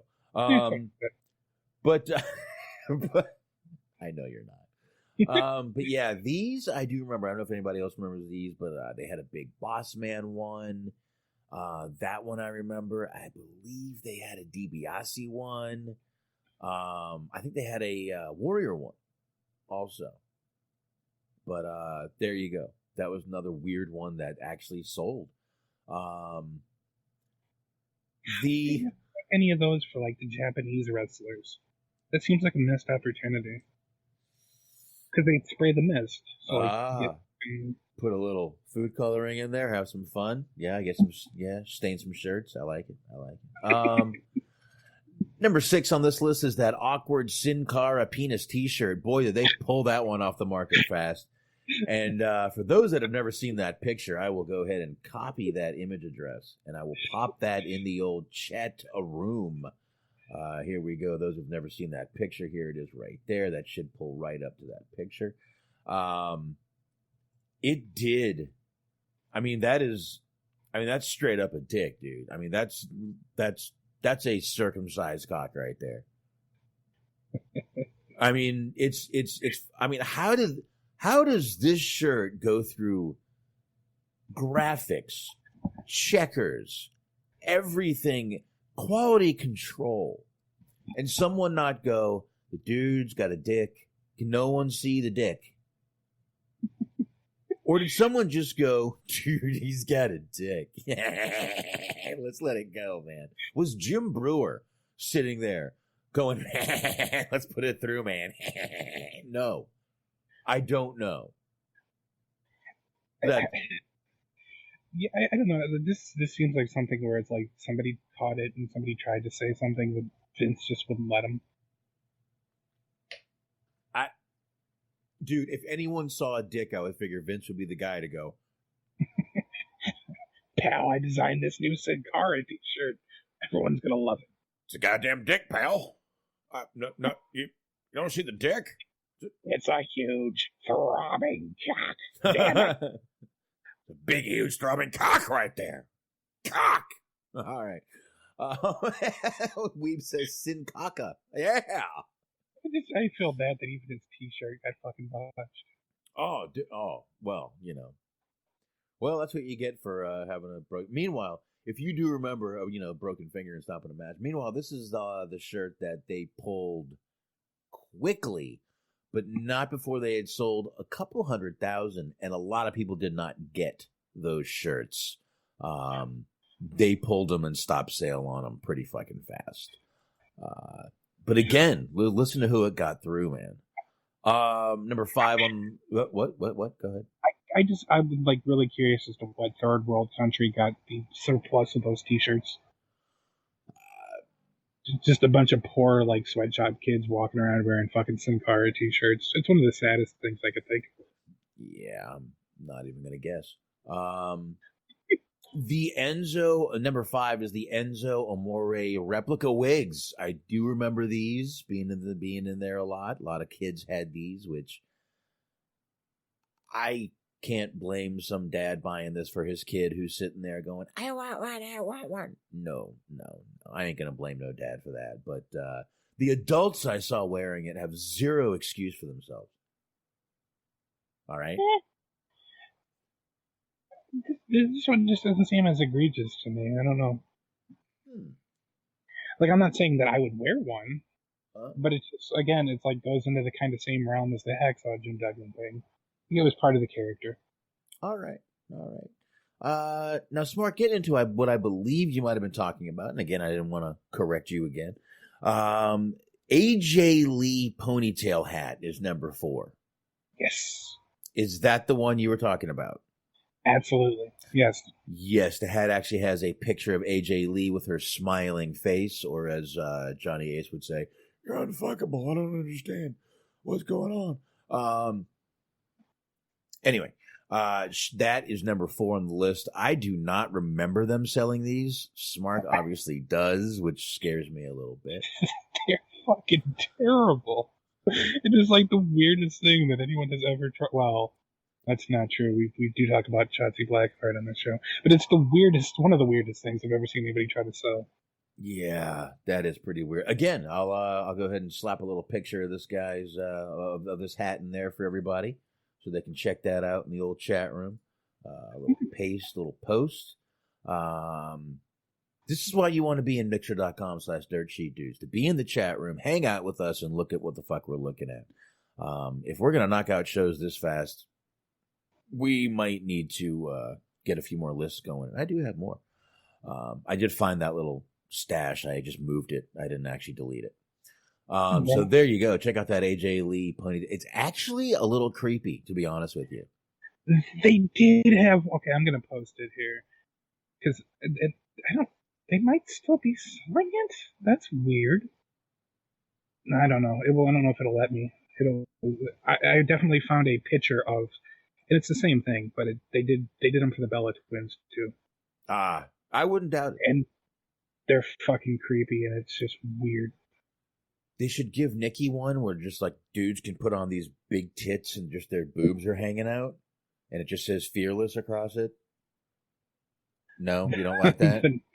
You don't like Nikki it? Bella fucking mouth pad that's just big pair of tits. Charlotte should have one of those too. It's just got 2 beach balls shoved in it. No. You don't like that? No? All right. Anyway. There you go. All right. I'm not on a roll tonight. Let's go ahead and go with the next one, number 3, which is they put out a shirt for Trish Stratus that said "Blow Me" on the front. And on the back it said "Into the Stratosphere." I thought you were going to say "Please" was on the back. No, but they did have that shirt for her. I don't remember this one either. I'm not sure if this one was pulled pretty fucking fast or what, but oh wow, the picture of the AJ hat that they have posted here is even creepy. Oh, I see the one you posted here. That is as creepy as the AJ hat. Absolutely. That is just as creepy. Just as creepy. Yep. But I, again, don't really remember these shirts. Not worth posting. The guy even said it's hard to find a clear picture of this shirt because they quickly removed these shirts from the shelves, from everywhere. They were gone. But there we go. There's that one. We're almost done with this list. We got number 2. Number 2 was one of the greatest shirts they ever made, and it was unintentionally, again, slipped through somebody. The Always Pounding Ass APA t-shirt. Great t-shirt. A little play off the Acolytes Protection Agency, but they did have the Always Pounding Ass t-shirt. And I gotta say, that shirt definitely lasted more than 1 to 2 weeks. It had to last at least a month or two, because I definitely remember seeing them on TV wearing. Right, exactly. I saw them on television, and again, I guess it was just the Attitude Era, and they were like, "What the hell? We don't give a shit." But hey, why the hell not? But those I definitely remember right there. Definitely remember. All right, number 1. You ready for it? Let's do it. The New Day unicorn horns, also known as the head dildos. Every time I see these, it reminds me of that story that I'm not sure if it was Raven or Perry Saturn told on the You Shoot series about the dildo. What did they call that dildo that they used to put on their head, that's strapped to their head? Oh my god, I wish I could remember the proper term, but I do remember the story. Yes, where they would use a slip and slide. They would set up slip and slides, and you see where I'm going with this. They would put the dildo on their head, and a girl would be at the end with her legs spread and slide down the slip and slide. It's like bowling or golf, whatever you want to call it. And no, Michael Smith, they did not call it a strap-on. It actually had a name. They called it like a girl's name. It wasn't a girl's name. The Rhino. Look, the Rhino. Thank you, Weebs. That was what they call it, the Rhino.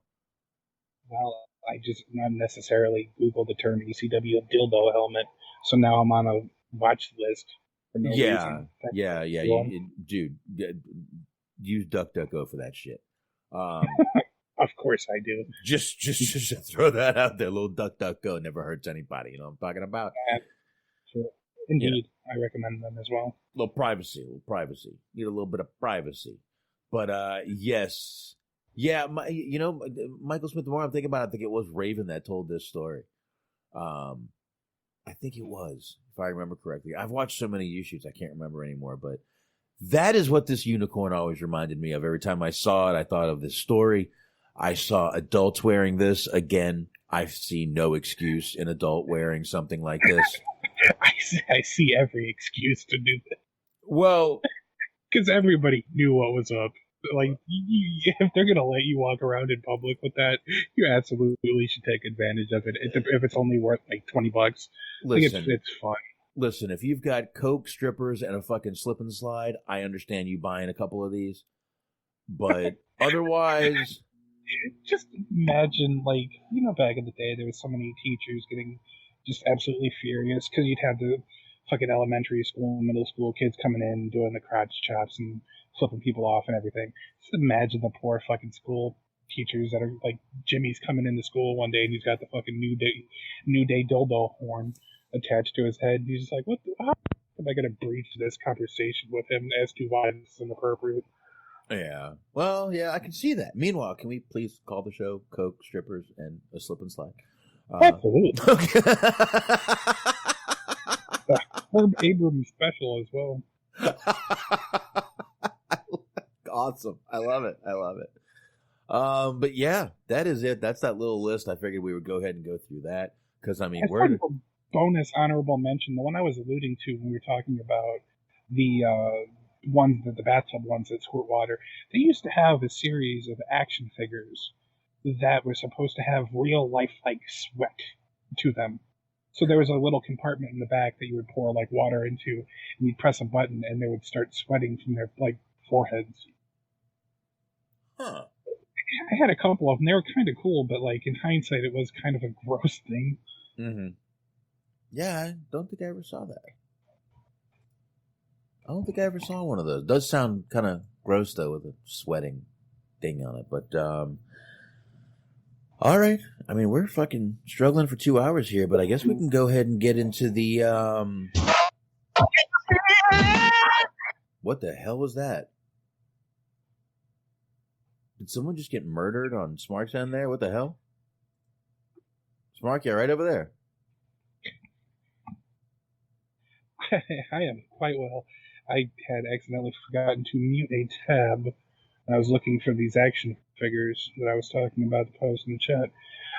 I have a couple of things if we're on the road here to fill out a little bit of time that I thought was interesting. Yeah, go ahead. I'm going to bring up the article right now as we speak, but the crux of it is that Cartoon Network in Latin America, they're going to be doing a cartoon series about Rey Mysterio. Really? So, yeah, this just came out not too long ago. I'm bringing up the article right now as we speak. It was from the 3rd, so yesterday. But in a surprise panel within the framework of Cartoon Network Day at the 2020 Pixelatl Festival, Cartoon Network Latin America announced that it has closed an agreement with the founders of Viva Cavalera to produce the animated project Rey Mysterio, whose protagonist will be incomparable. God damn, I really fucked up reading this time. All right, let's try this again. To produce the animated project Rey Mysterio, whose protagonist will be the incomparable Lucha Libre legend. Rey Mysterio, which is the name of the show, will tell the story of one of the most iconic luchadors, a figure admired by all and the star of the ring, but he will also delve into a great secret. I guess the time he killed the guy. Unimaginable forces threaten our world, and he will be a fundamental part of that fight.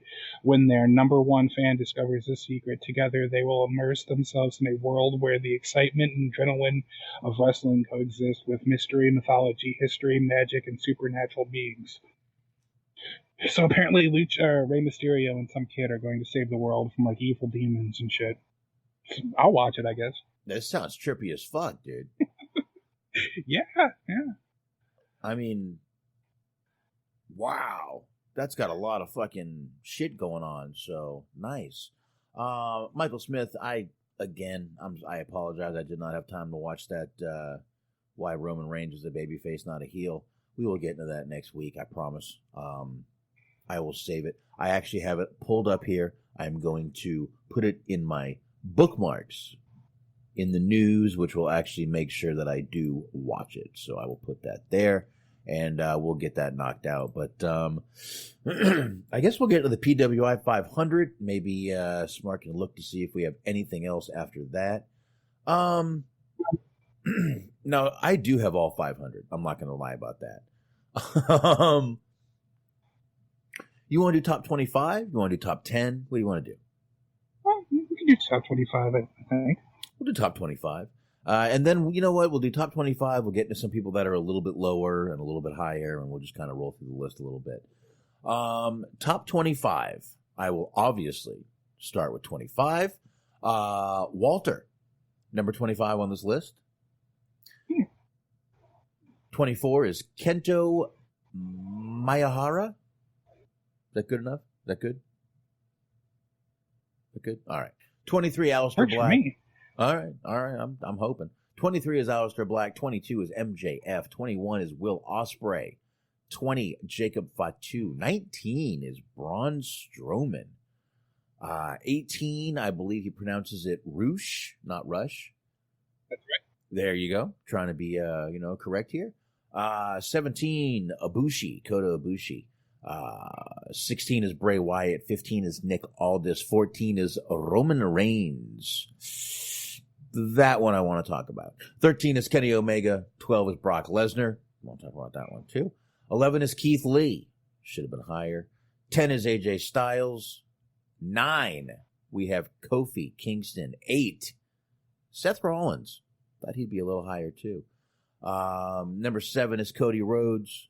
Number 6 is Okada. I am not going to say his first name because it'll sound stupid. Number 5 is Naito. Tetsuya Naito. There you go. Thank you. Number 4, Drew McIntyre. Number 3, Chris Jericho. Number 2, Adam Cole. Number 1 is Jon Moxley. I don't think I have a problem with that. My problem is the other people that are a little bit lower. So, like I said, I think Keith Lee should be higher on this list. Roman Reigns has not wrestled in months in 2020. He really hasn't been back that long. To put him as high on the list, I think is a little crazy. Brock Lesnar, he's a part-timer. Why so high on the list? I don't get it. Smart, what do you got from the list I just read? You know, it's interesting because like it always seems like it's a weird blend of like their actual ability, but then also kayfabe accomplishments. Mm-hmm. So it's sort of interesting that there are. I'm looking through, like, for example, you got fucking Nick Aldis is in a better spot than like Will Ospreay. That's kind of weird, and better spot than MJF. That's kind of weird.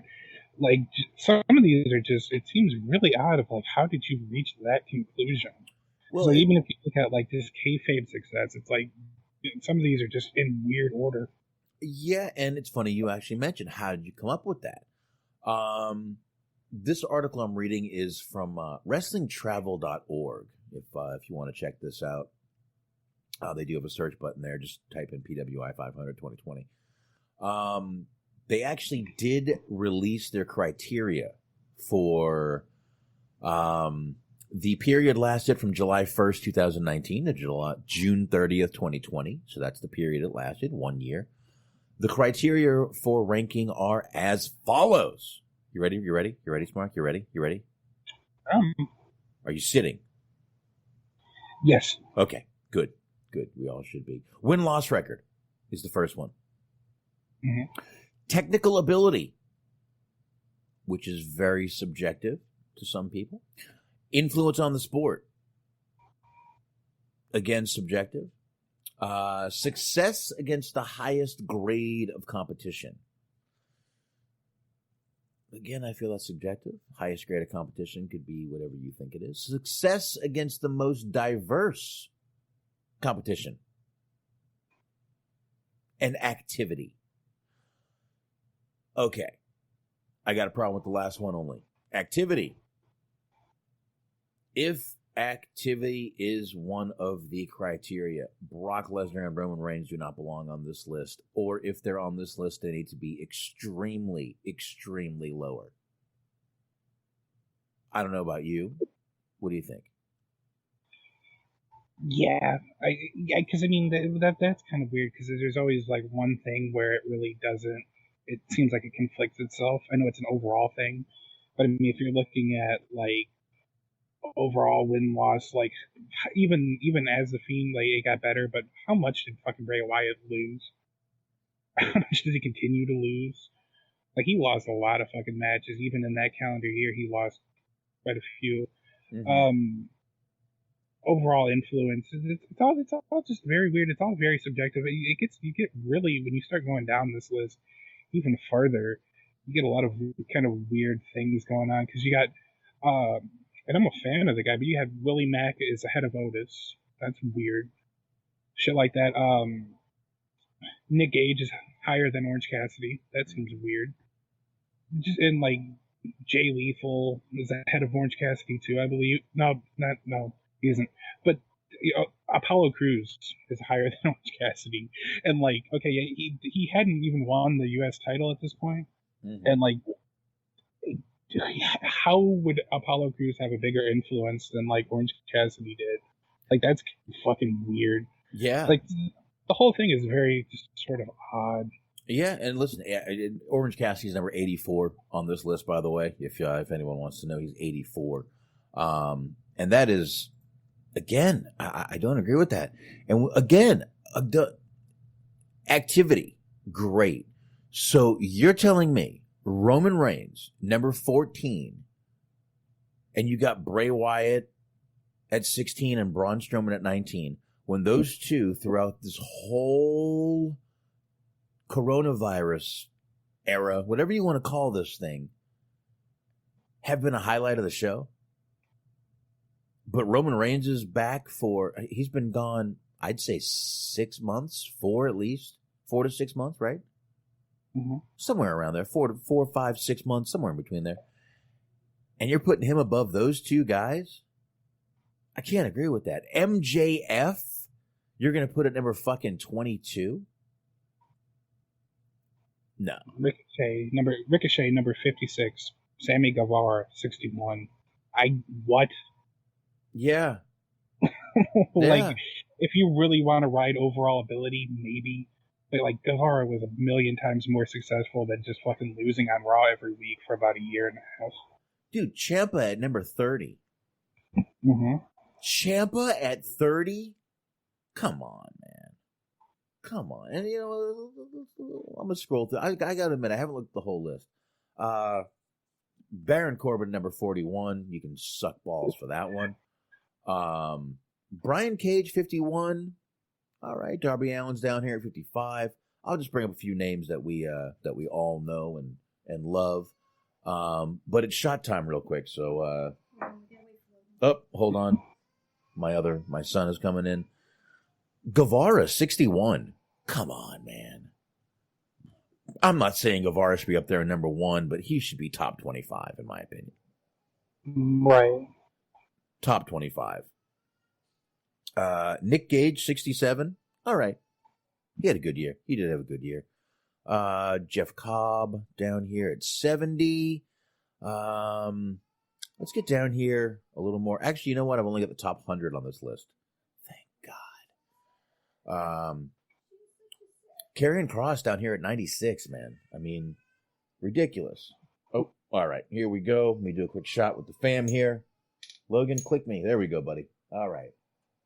Well, and okay, like, he did just kind of fairly come into the scene recently in terms of the whole big NXT push thing. But, True. like, okay, you even have, let's see here, you have Davey Boy Smith ahead of Velveteen Dream. Like, huh? And I think he's been in MLW, but still, it's like, you can't tell me that, and under pretty much any other than just sheer talent, I guess, he's a better technical wrestler, but what impact did fucking Davey Boy Smith Jr. have this year? Or during that time period? Yeah, I don't know. I'm gonna pop that list in the old chat room so they can follow along with us here. And dude, The Miz at 87, go fuck yourself, by the way. And Velveteen Dream are at 89. Velveteen Dream and Davey Boy Smith are at 90 for Dream and 89 for Davey Boy. So they're only one right there. But I mean, Scorpio Sky down at 97, Leo Rush at 99. That one I get. John Morrison at 100. I don't know about that one. I guess that one I can understand, but Tessa Blanchard, who's had an amazing fucking year down here at 83. 83? Dude, we have her 83, you have Kylie Ray at 78. Okay. That's confusing. And, like, okay, one of them is not an alleged racist, so I guess there's that. But other than that, like, I don't get it. Dude, Effie is on this list, man. At 77. Yeah. And he's got accusations too. Does he? Of racism or what? No, worse than that. Girl, little young. No, he does not. I don't think you're thinking of the same person. Effie is not into girls in any form or fashion. No, not girls. Yeah, young boys. I believe. Yes. Oh, I was going to say that wrong. Interesting. I did not know that. I think that's the one I'm thinking of. I hope it is. If I'm soiling the guy who wears the leather jackets that have spikes on them. No, I know who he is. Okay, I just making sure. I did get him mixed up for a second, but yes, I know who he is. Pentagon at 74. Go fuck yourself. Definitely should be higher on that list. James Storm. Can I ask you a question? Why is James Storm on this list? No, I'm not shitting on the guy, but how many times have you heard his name come up in 2020? That was like 2-3 years ago, man, when he was doing all that shit and people were fucking interested in him. No, there's no reason for that. James Storm shouldn't be on this fucking list. No, nowhere near it. Absolutely not. Darby Allin to be 55 on this list after the year he's had, I think that's a little fucking insulting. Orton down there at 48. Again, that's kind of insulting, in my opinion. Because Randy Orton... if I'm reading this list and like Baron Corbin's 41 and I'm 48, I'm pretty pissed off. And I mean, Randy Orton's been another highlight of Raw.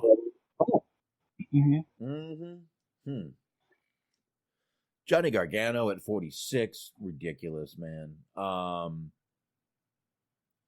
PCO at number 31. PCO's had a decent year. Again, I love watching his videos, man. Oh, Jesus. Like, I can't. That makes me... I don't care about the fact that he had success or that he won a world title in the company. Fucking Matt Taven at 45. Matt Taven at a better place than Johnny Gargano, Orange Cassidy, Pentagon, Zack Sabre Jr. Fucking Matt Taven. Yeah. Get out of here. Get out of here. And Andrade at 27, I think that'll be one that moves up next year. I would hope.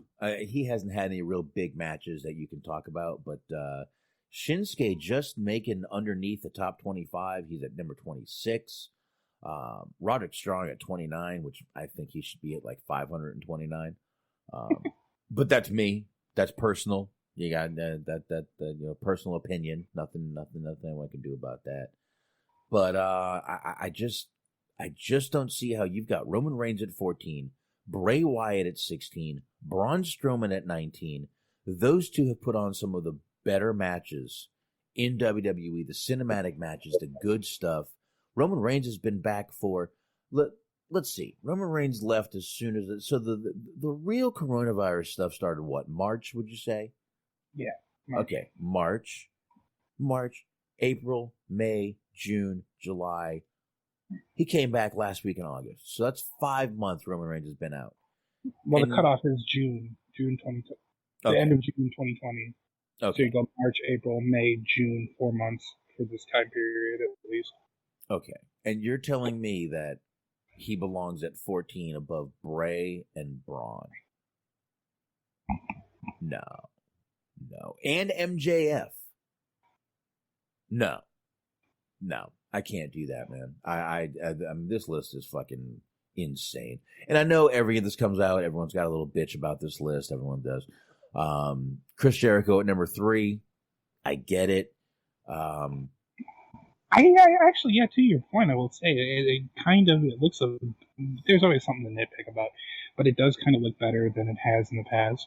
I remember every year just on all the fucking internet message board nerd shit that I would be on, just every year there'd be an inevitable outrage that John Cena was number 1 for like fucking 4 or 5 straight years. Like, oh, fucking John Cena's not Daniel Bryan. I'll tell you that much. Yeah. I don't know why Johnny Ace wrote a comment, but it was always funny to listen to people get so angry about John Cena being number 1 as though it had any real like bearing on anything. It's a fun thing to analyze, but it's not like this isn't set in stone. This isn't official. No, it's not. But yeah, man, I know these every list you go over, there's always controversy. It's just kind of how it goes. But yeah, point though. You said that they got number 1 correct. I think, because if it's me, I would go either Moxley or Jericho. I'll tell you the fact that I feel like it's a top 4. I'm looking at number 1, 2, 3, and we've got Moxley, Cole, and Jericho. That's in order right there, 1, 2, 3. I really believe you could make a case for any of these 3 guys having a really good 2020. If you take, I realize Moxley's the champion in AEW, but if you look at Jericho, I think he's had the better year. Moxley was again another guy that was out for a while with one injury, and then he was out again with coronavirus. So Jericho though has been there pretty fucking steady. And Cole, Cole's had a great fucking year, man. He's gotten a lot of fucking press. He's done this. He's done that. He has had a good year. I'm not a huge Adam Cole rah-rah fan, but like I said, I think you could make a definite case for all three of these top three. As far as getting it right, yeah, I guess you could say they did. But again, I could see you also saying Jericho should be up there in number one. I could also see someone saying Adam Cole should be up there in number one. But Moxley, yeah, man. I mean, look, he left WWE this year. He went into AEW this year. He did a ton of shit, and he made a name for himself quickly.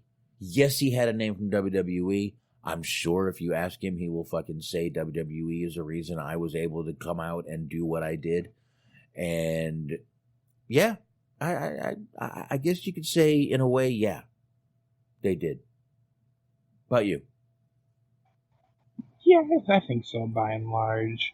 I mean, some of these things, like, obviously, we can all agree that, Cody Rhodes is a lot better than Okada and Naito. I just wanted to say that just to upset Antox. So I just felt like saying that. But yeah, by and large, I think they get it right for the most part. I mean, you can nitpick, but, when you said the kind of criteria the way that they do, there's always like one category that could go, yeah, well, he had a better win-loss record, or yeah, he was more influential. And like but then you start getting to the point there too, though, where you're basically kind of putting companies on pedestals one above the other. And like some of these, like, I don't feel like it's fair that you could put like just random like Ring of Honor people ahead of like fucking New Japan people or even AEW people. Because I'm see, where was he again? You got Shane, like I said, Shane Taylor, 65. Mm-hmm. I don't think being in Ring of Honor is, even at a high level, is better than being like a mid-carder in AEW, which is what Pentagon is. Right. Yeah. Yeah, exactly. And there's two more names I want to get into here. Brock Lesnar, number 12. How many matches would you guess Brock Lesnar has done this year? I'm going to try to look this up. Brock Lesnar matches 2020. Let's see if that works. I think the time frame they're going on, I would say maybe like 5 or 6 at the most. How can you really say that guy should be up there that high? Look, I know Lesnar is a spectacle. I can't get an exact list of how many matches. And I don't feel like really fucking looking it up, but I think it's a little crazy he's that high on the card. I mean, I guess if you're really weighing the influence on the sport, because I mean, I get he is a really big deal for them. Mm-hmm. But at the same time, when you're talking about, like, honestly, you want to make a case for technical ability, you could have an umbrage with that. Success against diverse competition, like, he basically wrestled the same fucking people. It was basically just Roman and Strowman. Right. That was about it. And then activity, it's like there's like a couple of strikes against him by this criteria, so you're really fucking weighing the influence above everything else. All right, Antox is breaking it down here. Brock got technical. Let's see, did the win for Universal at Seth? There's one. Back to Seth at SummerSlam. There's 2. Beat Kofi. There's for that. That's 3. Cain Velasquez, Mysterio, and the Rumble. So 6 matches all year. And we're looking at number 12. And then I cannot get out of this list without saying Keith Lee at number 11.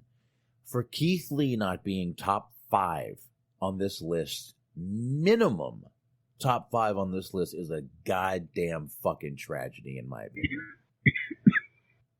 A fucking tragedy. Keith Lee has had an amazing year in wrestling.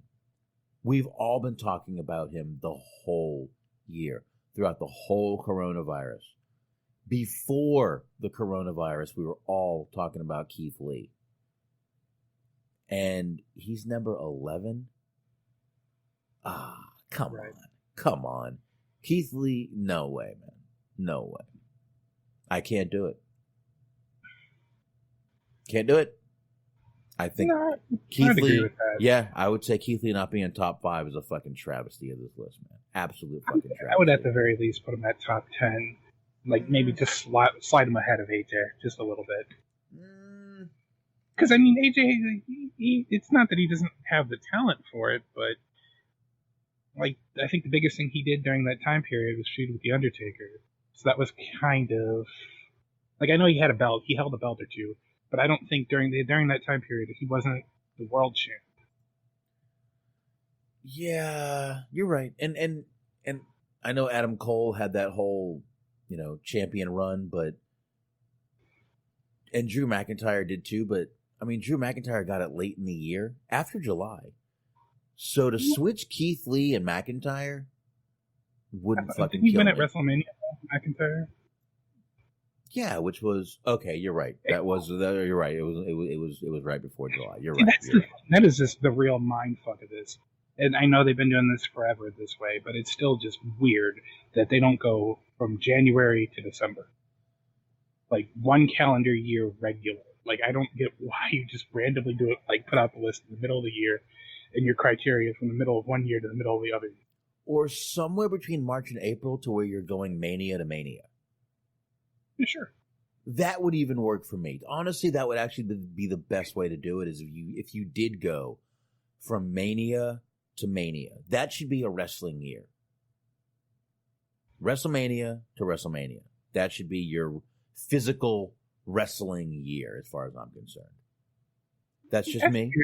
I mean, that I see how that does make sense. Yeah. I do feel like, but then again, I mean, it is what it is. They are the biggest company in the world, but you do kind of weigh that heavily in their favor that way. I feel like just doing it from January to December, like nobody can take umbrage with that, because you get WrestleMania in, you get Wrestle Kingdom in, you get all the big companies, big events. You don't slight any particular company that way. And then it's just like, this is basically the year-end awards, but it's more expansive. Right. Yeah, but I'm trying to look on this list and see if I've got anyone else I need to fucking bitch and piss and moan about. But I don't really see anybody on this list that I need to. Man, Rey Mysterio is only at 43. Wow. Going down this list, seeing if I don't think there's anyone else I need to bitch about, man. I think we're good. You got anything else? I mean, I am looking to. I still just find Matt Taven being 45 would be funny to me. Outside of that, I'm not really finding anything too objectionable. Well, but I'm trying to come to terms living in a world where Matt Taven is apparently a bigger star than Darby Allin. Yeah, and I do got to say, Velveteen Dream down at 90 is a little surprising also. He's had a pretty fucking good year too, but I guess, again, if you're going July to July, I know, Weebs, I'm trying to, apply some logic to wrestling. I know it's hilarious. I know. But The Miz, I think, is a little low. Velveteen Dream, I think, is a little low on this list. But again, it's a list. It's this person's opinion, if you will. I am just reading this list, but I see the names all together of, you got 68 through 69. Nick Gage, Willie Mack, and Otis. How great of a stable would that be? That would be fucking awesome. It'll never happen, but it would get money. Yeah, and Antox, those all three of those links you just posted, I am getting sorry that page does not exist. Looks like someone deleted their Twitter.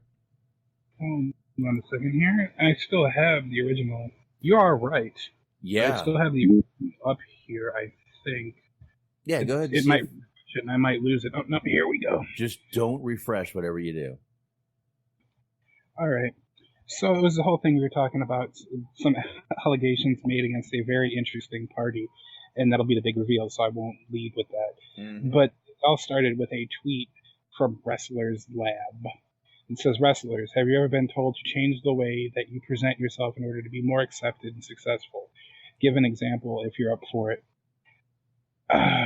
if this is the same tweet I'm thinking of, Xavier Woods said that he gets told this fucking pretty much every month. So that's kind of surprising that people are telling him what he's doing isn't working because, God, they're a fucking money printing factory over there. Uh-huh.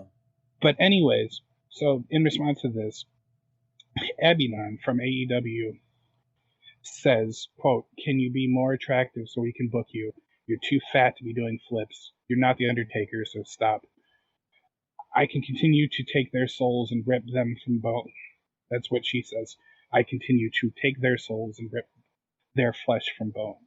She replies again to this, "My personal favorite, quote, if this was a dildo on a pole match, you guys would actually work better." Spoiler alert, the person she's talking about saying this isn't Vince Russo, so that's a big shot. That's a swerve in its own right. And she says this is at a seminar in front of a bunch of peers right after an on-the-fly tag match. And she says the legend who said this at the seminar, that legend, in quotes, was Al Snow, who said this to myself and 3 other women in front of everyone at the seminar. So apparently Al Snow really wants to see a dildo in a pole match. Again, not surprising. Al Snow saying those things, unfortunately, not surprising. He's got a weird outlook on wrestling and everything. So, well, you understand that Andre versus Hogan was a lot better as a pure wrestling match because it made more money. Right. Than Savage and Steamboat. Right. Forget that Macho Man Steamboat match. That was fucking absolute amazement. The match that drew more money. That's what the real shit is about right there. Fuck that. Because when you think big money draw, you think Al Snow. Absolutely. It's one thing if Kevin Nash says it, because like Kevin Nash made his money. But you got fucking perennial curtain jerker Al Snow talking about, the only thing that matters is drawing money. Like, well, then by your own standard, your career was a failure. Well, not really much we can argue with that one. It kind of was. Because I was watching one of those compilation videos of like a bunch of wrestlers shoot on one particular wrestler. And I saw a clip from the old kayfabe commentaries interviews. They interviewed Al Snow. Mm-hmm. And he just looks like absolute shit. Like, just from a physical standpoint. Like, he looks like somebody who's coming to terms with having spent his whole career being Al Snow. Well, like, he just miserable and sad and old. Like, he's been in a snowstorm for the last 20 years. Yeah, but he's jacked. He's been fucking swallowing fucking roids for fucking a couple of years, obviously. Mm-hmm. So, yeah, I mean, look, Abaddon, I really think her character is fucking amazing. I like Abaddon's character. I could see where people would kind of shy away from it. It's a little too over the top, but I like it. I mean, is it? She's not, like, doing anything. She's not fucking shooting lightning from her fingers or making shit catch on fire with her mind. Like, she comes out and she's wearing makeup and she makes scary faces at people. Like, that's essentially the same shit that Bray Wyatt does. You're just totally shitting on WSX right now. I was actually kind of shitting on the whole, like, Undertaker and Kane being able to have supernatural powers. Yeah, which I actually like, but it is over the top. True. It is. But, yeah, and, hey, we all like that, so. I do. I fucking... I am, in all seriousness and all sincerity, one of the biggest fucking Wrestling Society X Lucha Underground fans you could ever find. Oh, dude, I will fully admit that it is the utmost ridiculous. Oh, I own the 4-disc WSX set. Mm-hmm. I own it. I have it. It's mine. Vision Entertainment. I have it. Yep. I will not get rid of it. It is mine. But one more thing, and I did say we were going to get into a few things we forgot about on AEW. Mm-hmm. We rushed through it so much the other night, and I knew we had so much to get into. We did not even bring up the fact that MJF was biting Jon Moxley to make him bleed. Biting his fucking forehead open. Mm-hmm. How the hell did we miss that, Smart? It's a good question. I think because there's like 4 shows to talk about is the only foreseeable answer. Yeah. Mm-hmm. Mm-hmm. We did, and we did get through those 4 shows and news. We fucking jam packed that show in a fucking nice little bow. But I guess the question is, does MJF now count as a vampire as does Shayna Baszler? I don't know. There's like a secret society, a wrestling society of vampires out there. Wrestling Society V. Mm-hmm. WSV. I like it. Let's start it. Let's finish. I'm down for it. All right, let's start our company right now. No, I'm just kidding. Just a whole company full of fucking vampires. Let me go on legal Zoom right now. But no. But yeah, we did miss that, and I can't believe it because that was a fucking amazing little fucking segment. As much as AEW was cutting the cursing the other night, which that is another thing if we're talking about things we missed from AEW. We do, because I did also hear the little speech that Tony Khan gave before AEW asking the crowd not to curse. I understand. What made me laugh, we're talking about cursing, is like there was a segment where it was Hangman Page, Kenny Omega, and the FTR. Mm-hmm. And they were routinely like 5 seconds late on bleeping every time somebody said the word shit or like motherfucker, which was apparently a lot more than you would have expected because they got at least like 4 or 5 swear words on there. Mm-hmm. And then you would hear the audio cut out like right afterwards, it was like unintentionally hilarious. Yeah, I believe their delay had a delay. I don't know what happened, but yeah, they were not good at catching any of those. I think they're going to be told to kind of back off a little bit on their language, but I don't know, man. It was definitely like I said, man. But that last scene, I can't believe we forgot to mention that because MJF was literally biting John Moxley's forehead, and it was a great visual to see that shit, man. But I cannot believe we forgot to mention that, and I'm sure we missed a few more things on Wednesday. I've give me a little more time, guys. Wednesday shows will get better, I promise. But yeah. I was actually a little bit surprised because it seemed like we both really liked AEW Wednesday. And, you know, we do our own show and we have our own opinions and thoughts and whatnot. That's why I would like to think that people would listen. But I was listening to The Observer and they both thought it was one of the worst AEW shows this year. Really? Like, period. Like, not even like a bad show this month or the last couple weeks. Like, just of all the shows they did this year, Alvarez was saying it was one of the worst shows that he's seen them do. And I don't understand. Like he said, the whole main event thing was pointless, basically. The Thunder Rosa match went on way too long. It should have been a squash. The multi-man where they were all cutting the promo, then the Battle Royal thing happened. The big multi-man brawl. He said that was like basically fucking pointless. And it just made me laugh because it was like all the things about the show that I enjoyed. So I was like, oh man, I really like that segment where all these really good people that are good at promos were cutting these great promos on each other. That was a lot of fun. Like, apparently not. Apparently it was not a lot of fun. Well, it sounds like AEW might have Meltzer money. I don't know what else to guess, man. Maybe they owe money. That's what happens. You know, you got to shit on them a little bit when they owe you money. I guess, yeah. It just makes me laugh. It's interesting to see whenever we talk about stuff and one of us is like really high on something, and then you find out after we get done, because we talk about it like right after it happened, that people are just like, yeah, that fucking thing sucked. Like, really? Okay, well, whatever. Well, usually my initial reaction is the one I'm going to go with anyway, so. Sure. Yeah.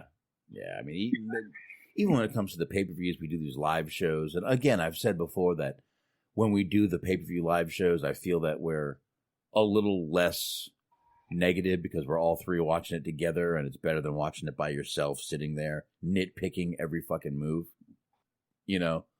So, but yeah, man, that's the way it goes. You got your feelings on shit, everybody does. So I guess there's no reason to drag this out, is there? Yeah, I guess you got a point there. Like, I mean, I think we did a pretty good job of covering everything that there was to be covered. We kind of really only had SmackDown to talk about, and that lasts all of about 5 minutes. Yeah. But yeah, I'm looking forward to everything because we got fucking AEW tomorrow, and then after that, GCW is doing a show Sunday, so I might watch that. That's gonna be. But this next coming week isn't going to be nearly as hectic wrestling-wise as last week was, so I'm kind of happy about that. Yeah, definitely. Not as much to get into. So, all right. I guess on that note, we will not keep you guys. We'll let you guys go to bed and enjoy the long Labor Day weekend that you're all probably having. Hopefully everyone's got Monday off. I do. But yeah, long weekend. So let's let them all get to it. Hi, Marks. Definitely want to check out those guys on the Metal Mitt 2Ts network. Mixler.com/Metal Mitt with 2Ts network. Check those guys out right there. 8:30 p.m. Eastern Time, Sundays. And, of course, Bobby Anthem and Bobby Blades on the Inhuman Experience. You want to check those guys out right there. Find them anywhere you find your podcasts, I promise you. If they're not, let them know. God damn it, get on this website, and they will. And, of course, the Unscripted Wrestling Podcast. Once again, I was on Jeopardy there the other night. You can find them on Blog Talk Radio. I dominated, to be honest with you. I won by, I had 18,200 and the other two guys had 0. Put it that way. I kicked ass and I go into the finals now and we'll see what I do with that. But definitely, you want to check out Eric, Doug, Daniel, and all the characters over on that show. Definitely find them on all the other podcast platforms. And of course, Stephen Milan, appreciate you sharing the show. Letterboxd, boxd.com/Stephen Milan, 2 L's in Milan. Over 7,300 films reviewed. Check him out. And speaking of review, please leave us a review on Apple Podcasts. You can follow us on Spreaker, subscribe to us on YouTube, Stitcher, iHeartRadio, Spotify, Google, TuneIn, Player FM. You know where to go. Smart, let it roll. That's right. Of course, be sure to stick around for an all-new episode of Silk Stockings. Yes. But after that, be sure to check out our friends at the Planet Rack on Tour podcast. It is the Planet Rack on Tour podcast with Bobby Anthem, Papa, Dave Sincere, and Yuck Nasty. All new episode dropped this week. 3 different stories for your ear holes. Check them out. If I do it, you should do it too. I wouldn't lie to you. It's the best damn storytelling podcast there is. All right. So there you go. Check that out. Chat room, I really appreciate you guys coming on. And once again, I say it all the time, you are really the heartbeat of this show. You keep us going and pumping as we're rolling through, and we 100% appreciate it. Thank you, everyone that downloads this show. Greatly appreciated for you doing it. And we will see you guys possibly tomorrow.